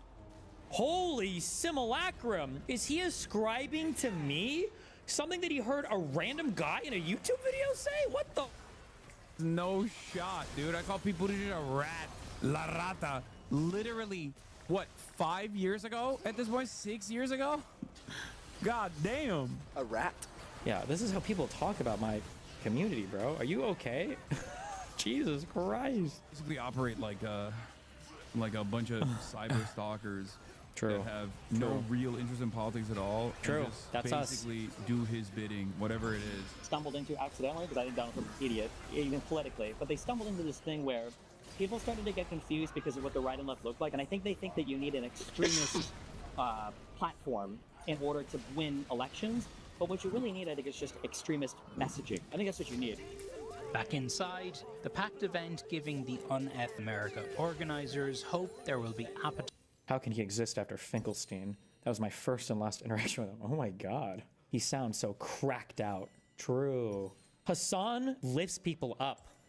Pestany eats his own stuck under his fingernails. Bro, how many careers have I made in the streaming world? Meanwhile, Hassan like treats everybody like a stepping stone. How could you even possibly say that? When was the last time he spotlighted any of the streamers, by the way, that got annihilated by throwing their hat into the ring with him on that horrible iDubbbz video? Hassan literally 9/11'd iDubbbz' entire career to make that You don't need video. a full 5 seconds He to now get a won't even fucking defend. anvil. Hate Time that they for do that. similar debates on college campuses this fall. I do 100 hours of this, 100 hours. In addition to 2 hours of podcasting radio. I mean, the physical crowds are now 3,000-4,000 people almost every time we do this. And so the plan for this semester. Before I started watching Twitch, all I've heard of D is he's a liberal that likes to debate Republicans. Most normal people don't know how repulsive he is. Oh, they're so mad. Oh, that he was in a circle that hadn't been infected with the frat boy narrative yet. Oh my God, he's so mad. Holy.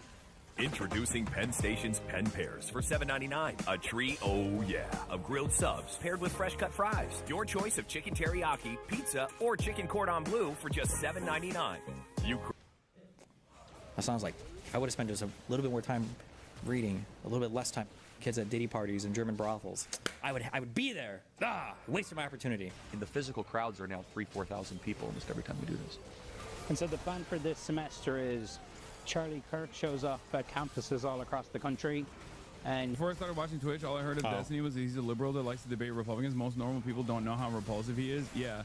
I think like what he doesn't realize is when he gets into the spotlight a little too much and the light shines back at him even a little bit, like when he has to operate under the microscope that he's placed upon someone like myself, for example.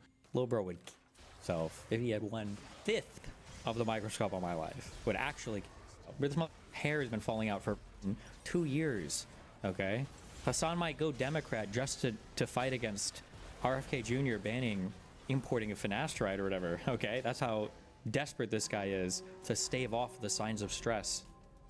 When people find out about what he says all the time and he can't help himself, that he basically wears like a badge of honor, like no matter how edgy it gets, no matter how gross he gets, he's seen as like no matter he in his own community is seen as like a beacon of truth and honesty. Whenever he in his own community is seen as a beacon of truth. I mean, I would hope so, as opposed to what? Having a community centered around a figure that people think is dishonest? What does that even mean? What? Gets like more edgy, but to the average person, that just comes across as like a repulsive freak. Why you hate on sexual choice when you preach acceptance for exactly that? Do you think I preach acceptance for filming people without their consent in the process of having sex with them? Are you insane? Yeah, another Destiny fan was arrested for too. That's the other thing. Oh, they got another one of us, boys.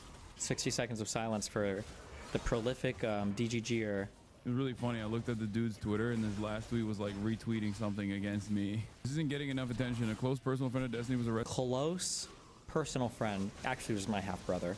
I don't like to talk about that though. Arrested for possession of over 300 files of child. I love the amplification of this. There's no shot he verified anything. This RTBA. No, I should joke about that. I love RTBA. I have no idea, by the way, who this person is. I have no clue. We just shared a Google Drive. I'm just kidding. Just kidding. My FBI guy, he's not watching me anymore. Just kidding. Material. The culprit was a regular in Destiny's Discord and talks about ethical CP. It's like... Was he a regular? How many messages did he have in my Discord? Oof, he's gonna mauled. Oh, yeah, we saw that. Meanwhile, Predator arrested while wearing Hassan merch on Vitaly's stream. Not good. What is that? Link that Empanado post. I'm curious what he... The first comment under BE's tweet. What was it? Is he Jewish? True. Material. The culprit was a regular. Wait, do you know him or not? What, this guy? No, I have no idea who this is. He's just a random person who apparently was.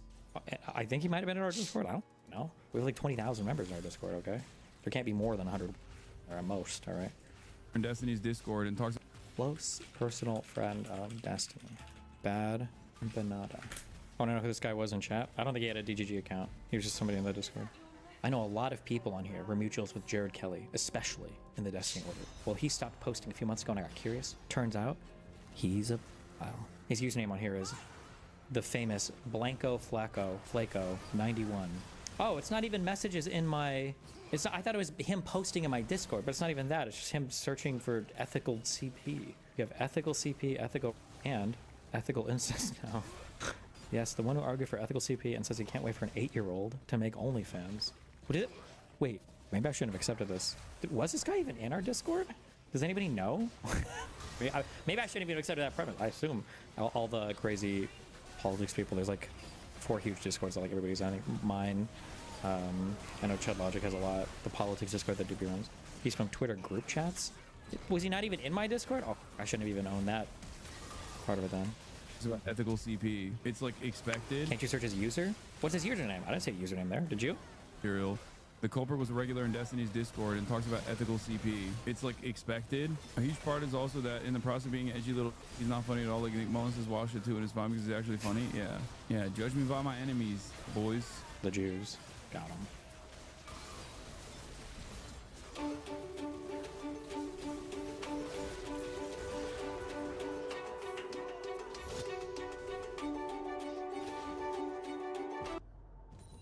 The advocacy, just like what Kamala Harris did with Donald Trump. We all laugh at this, but all these freaks were having closed door meetings. Wait, what did Kamala? Wait, what? But at that point, he will have moved past the advocacy, just like what Kamala Harris did with Donald Trump. I don't know what he means there. Is he saying that Kamala stopped fighting because she lost the election or what? We all laugh at this, but all these freaks were having closed door meetings with heads of government, including head of ICE, that pay to expand all facilities into alligator Alcatraz type places. I have proof if you want to chat about it. No, I know. These guys are like actively in government as well. Under no circumstance do you agree with these unless they are agreeing with you.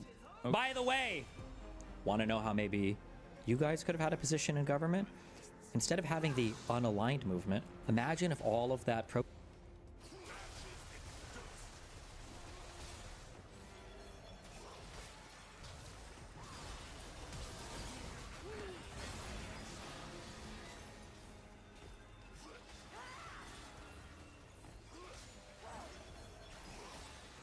For months, we said Israel's blockade is going to lead to a famine. There is a percentage of the population of Palestinians that... No, that's not what you said for months. You said they were starving and starving and starving and starving and starving and starving and starving. That's what you said. They're not even people in the eyes of Israelis. 2 million! They're dying of mass starvation. They're dying of mass starvation. Will Israel take control of all of Gaza? We intend to. How? In order to assure our security, remove Hamas there, that actually makes enable no sense. The population to be free of Gaza, and to pass it to civilian governance. That is. Doesn't even have the argument for it. That's a brutal misspeak. It's not Hamas. We want to free them. That's a brutal misspeak. And to pass it to civilian governance. That is. There, enable the population to be free of Gaza, and to pass it to civilian governance. That is. That's a brutal misspeak. It's not Hamas. We want to free them of Gaza. True. And not anyone advocating the destruction of Israel. That's what we want to do. Oh, I shouldn't have watched this. I should just watch Hassan's reaction to it. Oh, God. King news. Benjamin Netanyahu. Free of Gaza, and to pass it to civilian governance. Brother, oh my Lord. This is illegal, by the way, under international law. Everything Israel does is illegal. Israel is an illegal entity. Israel, in the way that it currently exists and has expanded so consistently, has violated numerous international laws. It does not matter. International law only matters as far as as far as there is, people who are willing to entertain international law, to regulate it. International law only matters when everybody is playing by international law. If only one side is going to be enforced, then nobody's going to listen to it. Remember, I've said this a million times. I don't even know if Hassan knows the bad that Netanyahu is saying. A lot of this interview with Netanyahu was undermining the establishment of a unified Palestinian government. That's the insidious stuff that's happening here. But he's probably just going to focus on like lay epic genocide or whatever. International humanitarian law seeks to balance two different things, two objectives: the protection of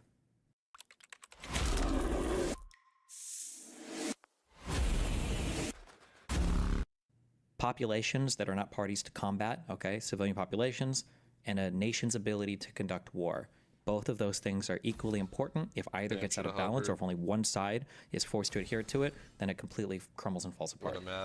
International law is inconsequential. In the simplest terms, whatever America says goes. If America doesn't think what Israel is doing is bad, then it doesn't matter. Israel can do whatever it wants to. Yes, he wants the population to be free of Gaza. That's what it was a Freudian slip, but, you know, it's more honest than anything else he said. Are you saying today that you will take control of the entire 26-mile Gaza Strip, as it was 20 years ago to this month in 2005? Well, we don't want to keep it. We want to have a security perimeter. We don't want to govern it. We don't want to be there as a governing body. We want to hand it over to Arab forces that will govern it properly without threatening us and giving Gazans a good life. The Hamas are policy that themselves are trying to put into being, and we're doing everything to reverse that. Also, here's another incredible moment. Via Amit Segal, the Trump administration is considering granting U.S. citizenship to 20 living hostages in Gaza to increase the chances of their release. This motherfucker will do anything but put an end to the genocide, bro. I swear to God. Like, this is the type of shit that's really gonna piss off his base. Like, who is this for, man? Take Israel's out of your mouth for this is it's just unhinged, bro. Oh my God, dude. Everybody around the world loves dead Palestinians. It's just so good for them. If you're an Israeli actual genocidal freak, it makes you feel good. If you're Hassan, you love it because it gives you more shit to talk about. If you're in the international community, it gives you more rage bait. Like Hamas releasing all the hostages, I feel like that would undermine Israel's domestic support for the war in Gaza. It's a feeling I have. I could be wrong, but it takes a really big thing off the table. Or if Hamas was willing to say, hey, we'll give all the hostages back, although Hamas has to agree also not to govern. But that's also fair, bro. It's Hamas, they're crazy. But I feel like I think the Israeli military would lose a lot of moral authority in the conduct in the Gaza Strip. But I mean, as long as they still have it, they can keep pointing to that hostage. 1 second and try to think. Like, this is crazy. I'm not a firm and committed believer in the whole, like, Benjamin Netanyahu is compromise on Donald Trump, that Mossad has, like, a compromising footage of Donald Trump. But every single day, he behaves like a man who's caught children, okay, in the archives of, like, Unit 8200's basement or something. No, he's just a boomer that has an undying and unwavering love and support for Israel and hates Arabs. He's a New York City real estate guy. What, do you think this guy has love for Muslims or Palestinians, for Arabs? Come on, what? What? Like you don't need compromise to explain Trump's undying support for Netanyahu. Other day, he behaves as though there is just photographic evidence of his philia or something. I don't understand what this is. Like, it doesn't make any sense. And I know people will clip this and be like, Hassan doesn't want the hostages to be released. It's like, dude, there is a solution to releasing the hostages. It's called ending the genocide. What the is happening, man? I tried to mention this yesterday, but we'll see how successful they are in their attempt to occupy all of Gaza when they are being forced to make reserve battalions with soldiers up to 50 years old due to lack of manpower. I know. They can't do that without, like, forcibly conscripting the Haredi population, which will cause tremendous internal strife in Israel, in Israeli politics, because the Orthodox will say, no. The power dynamic's pretty wild. Maintain a permanent occupation of the Gaza Strip. I mean, it's tiny. The Gaza Strip is a tiny sliver of land, so I guess it's not as difficult. Careful. I thought we agreed that it was an occupation the entire time. Now you're saying that they couldn't have an occupation there? Or you're saying the occupation would be meaningfully different? Or what? Difficult as, like, Russia permanently occupying the entirety of Ukraine, or even the eastern Ukrainian territories. Wait, what? Could just, like, maintain a permanent occupation of the Gaza Strip. I mean, it's tiny. The Gaza Strip is a tiny sliver of land. So I guess it's not as difficult as, like, Russia permanently occupying the entirety of Ukraine, or even the eastern Ukrainian territories for a decent number of years. Also, I'm trying to think. I don't know the answer to this question. I should know the answer to this question. I know that there were a lot of Jews that lived in Gaza prior to 2005, but Israel didn't govern the Gaza Strip, did they? It was governed by the PLO, right? Am I making that up? Who was the government? Who was the government of the actual governing body in the Gaza Strip prior to 2005, prior to the disengagement? Like in Oslo 1 and Oslo 2. Like, I know about, like, Hebron and all that bullshit that they do in the West Bank, but I have nothing in my brain about who governed the Gaza Strip. I'm not sure. Years, but even then, they just can't do that without full ethnic cleansing, which is why I think they are trying to do full ethnic cleansing. Like it might have been the Palestinian Authority everywhere else. Okay, and then martial law in the Israeli settlements. Okay, so similar to the West Bank. Most, they will try to turn the Gaza Strip into a West Bank style structure with a civil governance division that is tied to Israel in the same way that the Palestinian West Bank style structure. I think they are trying to do full ethnic cleansing. Like at most, they will try to turn the Gaza Strip into a West Bank style structure with a civil governance division that is tied to Israel in the same way that the Palestinian Authority is. And so everybody hates the Palestinian Authority. So Hassan undermines it as well. Yeah, they're bro. No one gives a fuck. Dude, if you're a Palestinian, I guess fuck you. Yeah. And then continue whatever they're doing in the West Bank in Gaza. Governance division. This is what I mean. This is the from the ultra pro Palestinian side. They undermine the PA because they think they're just basically a security subcontractor for Israel.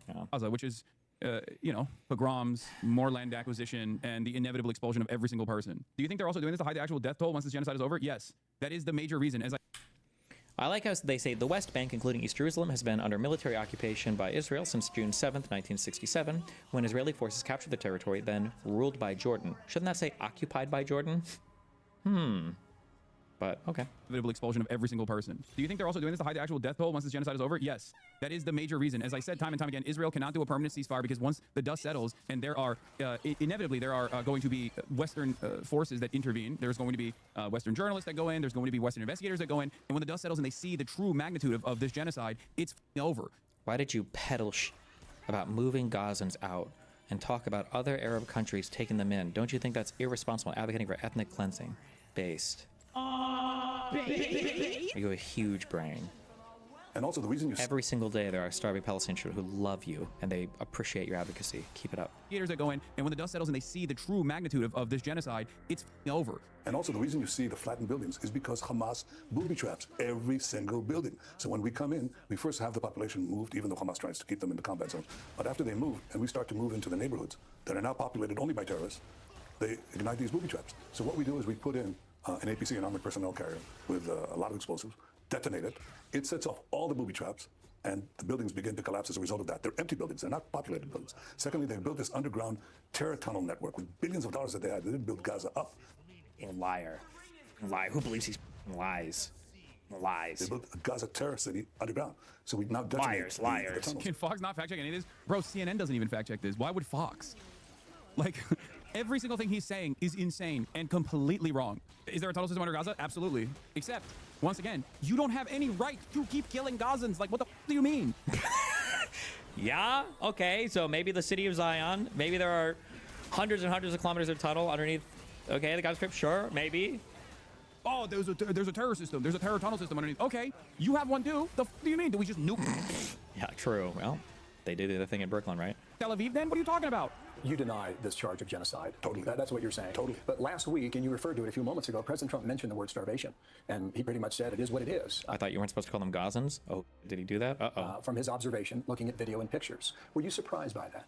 No, look, I think President Trump has been terrific. He's supporting us in so many ways, and he understands that we have to get rid of Hamas. He understands that Hamas is also using their own interdiction tactics to prevent humanitarian aid going. So there's been shortages, no question about that. There's been also suffering. And what I intend to do with President Trump, we talked about that and agreed upon that, is to overcome this. Surprised he didn't put up the article about the IDF and the UN's thing. But with a humanitarian surge. So we're opening up safe routes through which aid trucks can go through. We're going to try to quadruple the distribution points that are manned by Americans. And they're doing a hell of a job distributing food to Gazans without Hamas taking over the food. And that's really what we're doing. And airdrops that we intend to do, we're already doing. And we invite other countries to join us. So I guess it's important to see how he's lying. I don't even know how to, I don't know where to begin. I feel like this would have been the Haaretz article that his editor should have shown. IDF officials say no evidence that Hamas systematically stole UN aid in Gaza, New York Times reports. I'm surprised this wasn't the article that he tried to show her that, but okay. Millions search with AI. See what it says about your brand and why with AI optimization by SEMrush Enterprise. Track AI visibility in depth and find ways to improve. Airdrops are not a sustainable way to deliver aid, okay? The international humanitarian organizations have all criticized the aid drops as the only aid delivery mechanism. As I already explained, there are 400 aid distribution sites inside of the Gaza Strip that were operated by the United Nations. There are thousands of trucks lined up outside of the Gaza Strip, filled to the brim with aid, waiting to be delivered. Israel is refusing to deliver this aid. They're just sending moldy bread and crumbs of food so that the international community can do a PR initiative and to allow Israel to continue its starvation, allow Israel to continue its genocide. The idea that they are going to permanently occupy the Gaza Strip militarily is, and openly admitting to that, is just an active recognition of the final solution. There is no permanent military occupation of the Gaza Strip by the Israeli state. This would be tremendously bloody for all of the Israeli military. They have to do this after genociding the entire Palestinian population. There's no other way that they can do this. And I suspect, and I mean, it's not even a suspicion at this point, we're seeing it unfold in broad daylight. They are trying to ethnically cleanse the entirety of the Strip. They are trying to play this song and dance in an effort to not have Western leadership basically say, we're going to invade Israel militarily. What the are you doing? No one is invading. Bro, if the surrounding Arab states don't even give a about invading Israel, why the do you think any Western country is going to go and invade Israel? What? President Trump given the green light for your plan to take over the remaining 25% of Gaza and occupy all of it? Well, he understands that it's Israel who's going to do the fighting. It's not American soldiers. Did he give you a yes? Well, he just says, I know Israel will do what it has to do, and we haven't gotten into that kind of discussion. You know what's funny? You know what I just realized? Didn't Hassan joke about me agreeing a lot with Nazis or something when he was talking about my CNN thing? When him and Charlie Kirk debate, it's been a long time since they debated last. If Charlie Kirk is smart, Charlie Kirk and Hassan are going to have a huge overlap on a lot of different things. I wonder if, I wonder how that debate's going to go. But we have gotten into a discussion on two things. One, believe it or not, the Trump admin plans to further increase the reality distortion. Charlie will support Israel, though. Charlie Kirk will certainly support Israel, but he'll definitely be in favor of not having the United States being involved directly and that there should be no U.S. intervention. He might be against the bombing of the Iranian reactors, maybe. I'm sure he supported it on Twitter, though, because Trump did it. But I feel like because they're both like hyper-populist, authoritarian types who have a disdain for liberal democracy. They're going to have a lot of stuff they could agree on. It's going to depend on how, I guess, Charlie decides to navigate that convo. Field. The Trump admin plans to dramatically cut criticism of human rights abuses in Russia, Israel, and El Salvador in the upcoming State Department reports. The Post compared drafts to past reports.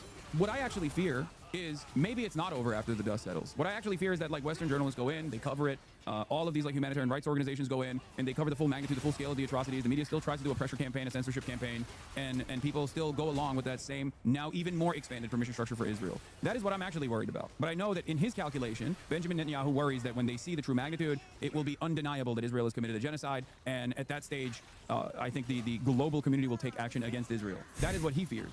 Let Gaza be governed by a civilian authority that is not Israel. I don't even know how much Netanyahu gives a about, because the global community, you guys have pushed it so far. I don't even know if he gives a anymore. My guess is his biggest concern is domestic support, and then the support of the countries around him are going to be the most important thing for Israel. Because you guys have been just screeching genocide for 2 years. Like, doesn't matter. Because I don't want to occupy Gaza forever. I don't want to govern Gaza. I want to have a different governance there that basically is willing to live in peace with Israel and give Gazans a different future. That's entirely different. Bangavir says Palestinian prisoners. Like, how interesting is it? I understand nobody gives about this. We'll get off this in a second. I'm sorry. How interesting is it that Hassan hates the idea of the Palestinian Authority being in charge of the West Bank or the Gaza Strip because they're just an Israeli sub-government division or whatever? But Netanyahu doesn't want the Palestinian Authority to be in charge of the Gaza Strip either. Interesting how they both seem to hate them. They should be shot and starved. I guess I just think that Israel's national security minister entirely different. Bangavir says Palestinian prisoners should be shot and starved. I guess I just think that Israel's national security minister bragging about starving Palestinian prisoners and putting a bullet in their head should have made the news. I'm surprised that I've had to dealt with the questions if the Palestinian prisoners have a fruit basket or not. And I say Palestinian prisoners must be killed, shot in the head. The law of executing prisoners will be passed on the third reading in the Knesset, and the law will mean we will give them a little to live on and nothing more. I never trust these translations anymore. But this guy is unhinged and insane. It wouldn't surprise me at all if he said this, so that's what it is.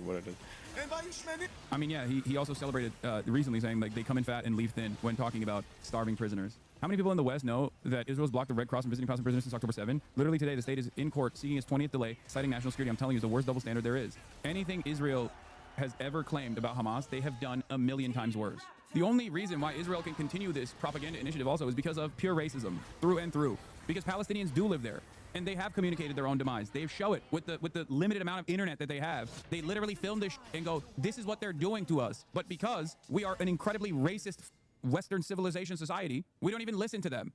At least you do. Many of you in here do that. And that's the reason why you're 3, 4, sometimes 5 months ahead of where mainstream discourse is going. Because for mainstream press in the Western world, it's only newsworthy when it's far too late to do anything about it. Only then do they ever cover the events that are unfolding. Like it's just such a naive and childish political analysis. Like, if that was the case, then why aren't we ardently defending Ukraine?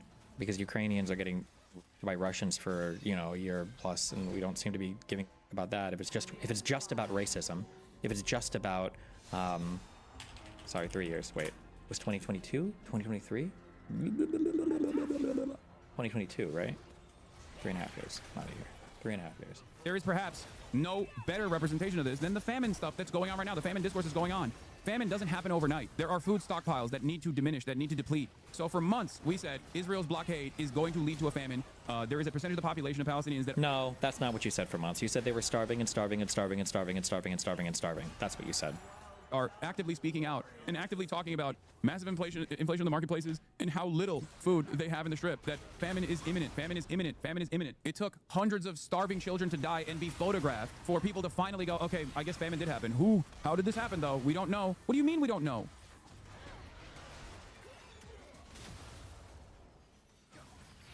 Could they make the dumbass arguments about like, there's restaurants though?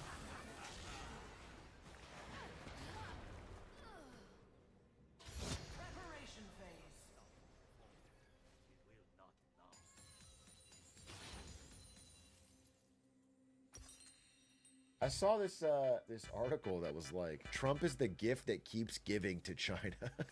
It really is true. Like, and it just goes through all of these examples of the ways that Trump has made it easier for China to find partners and allies. They're probably the biggest fan. I mean, a great example. I'm just gonna give you this great example. We are currently ramping up our trade war focus on India. Now, the previous American strategy was to cozy up to India and make them our friend, because India already has tensions with China, and a rising India is directly counter to China's interests. Being close with India is very good for America. It helps build an Asia-Pacific trade network that cuts China out. In fact, you could get factories to move to China to India from China. However, Trump has abandoned all that and is now openly, verbally, and tariff trade war attacking India. And it's just driving them away. It's crazy. In fact, America and Europe are both trying to tariff and sanction India for buying Russian oil. But India's response, which I read today,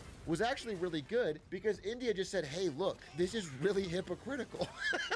Because as we are speaking, Europe is still buying more natural gas from Russia than we are about in our entire oil market with Russia. And then America doesn't need as much from Russia, but even America, when you need the supplies, are buying uranium and other things from Russia. When you need something, you're buying it from Russia. And when we need oil, we're buying it the cheapest way we can from Russia. Also, just to be clear, you know, I'm sure we've covered this, but if you had a world map, and you might be wondering, right, when this Russian oil, which I think probably goes out through here, and then here, and then here, and goes to India. But do you know where it goes next? It goes here. Actually, it goes back this way to Europe.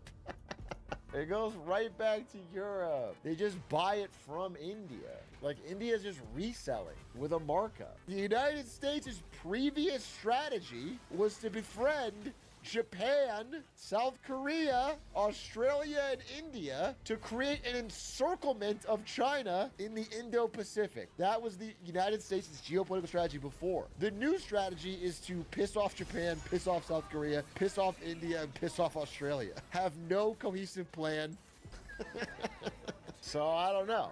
Listen, whether you think it's a moral idea or not, I thought the last idea was pretty smart. Made a lot of sense. Every one of these countries that I mentioned, Australia, Korea, Japan, India, has a reason to be pissed off at China. These are all massive economies that have a reason to not like China. And instead of being like, wow, we have common ground, let's work together, it's like, now they have a reason to not like us.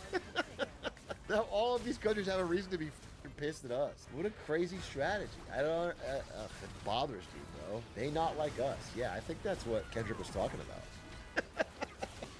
Dunkin' Refreshers, Blueberry Breeze, Mango Pineapple, and Strawberry Dragon Fruit. $3 medium for Dunkin' Rewards members. Did you see Xi Jinping making a big show of welcoming Albo to Beijing? I did see that, dude. Xi Jinping is so funny because like a few years ago, he was on his Wolf Warrior shit and he was like, China doesn't need nobody. And he was like acting tough to everybody. And now he just sees the opportunity, bro. He's being so nice. He's going around and just trying to make friends, bro. He's like, oh, what did Donnie say to you, man? Oh, it sucks, bro. All right, in 7th grade, I sat behind this girl that I had a crush on, and she would tell me problems with her boyfriend, and I'd be like, that sucks. Damn, he did that? Damn, that sucks. Like, what? That sucks, dude. I wouldn't even stay with him, honestly. You gotta sow the seeds, you know? Clark Kent style, yeah, Clark Kent style. That's what Xi Jinping's doing, dude. Xi Jinping's walking around to Albo and being like, damn, he's tariffing you? That sucks, bro. That sucks. Damn, if only you could trade with somebody who didn't tariff you. Have we talked about this? POTUS is on the roof of the White House. When asked why he's up there, he shouts back to us through his hands, just taking a little walk. Okay. This is the least offensive thing Trump has ever done. I got no problem with a man taking a walk on the roof, do a flip. Wouldn't it piss you off though if he did jump off the roof, did a flip, landed perfectly and was fine? Practicing whimsy. Yeah, I think presidents should practice whimsy. Take a run in the rain, dude. Walk on a roof. Write a poem. Stand on your chair. Spend 2 decades cavorting with Jeffrey Epstein. Just whimsy, dude. You know what I'm saying? Whoa, too far, too far, too far. No, there's a line. You can't wear a tan suit. I don't want to knock Obama. I do for the tan suit, but outside of that, you know, whatever. His time's over. I've said my piece. I'm not a huge fan, but good and some bad. But lately when I see Obama tweet, is the aura gone? It just feels so nothing. He's like, we finally have to stand up and do something, and no one cares.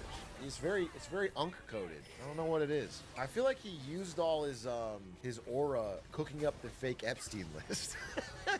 Do you feel like he like spent all his creative energy writing that list, and then now he doesn't have that sauce anymore?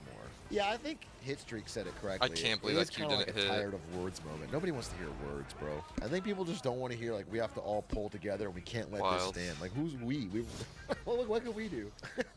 If you can't do anything, then we can't do anything, bro. Have you seen Obama's playlist tweets? Lil Bro does not listen to half that shit. You telling me that Obama's not listening to the Lil Pump remix? I don't believe you. I never knew if he listened to that shit or not. The problem with if you guys don't know what we're talking about, Obama will put out these lists every year of like his favorite songs or whatever, and it's like Squabble Up and Travis Scott and Shabuzi, but it would always be like, you know, just this perfectly focus tested list of the popular songs of the song. It's possible he just has a Spotify pop list. He released a list. At the very least, Obama released consistent lists.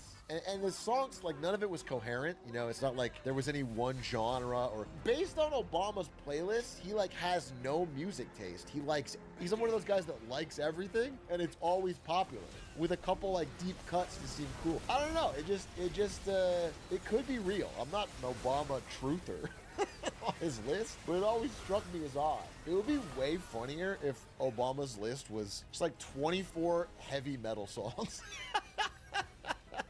Just all 24 from the same genre and like some deep cut shit. So you're saying Obama's good at making lists? Holy shit, the clues were in front of our eyes the whole time. Trump dropped the coffee mug as he realizes.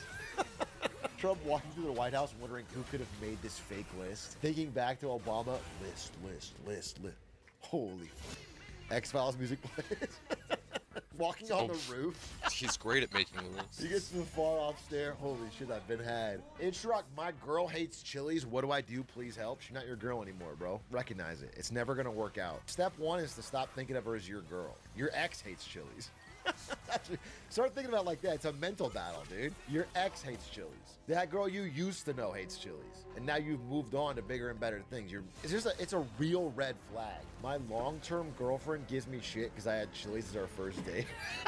Bro, what's wrong with Chili's as a first date? It says you appreciate value. It says you want a good meal at a good price. You want a neighborhood-like, affordable, fun-friendly atmosphere without overpaying. Also, it worked. Long-term girlfriend. So, oh, you want me to say something crazy? I'm gonna give you guys some. This is actually such an old game.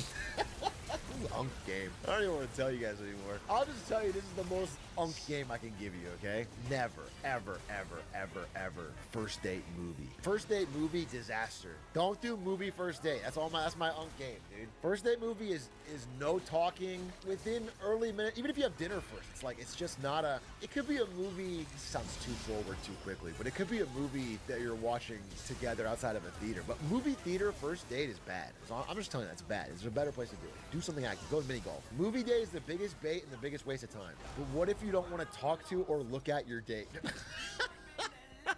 Okay, let's get a couple caveats here. Let's say you are someone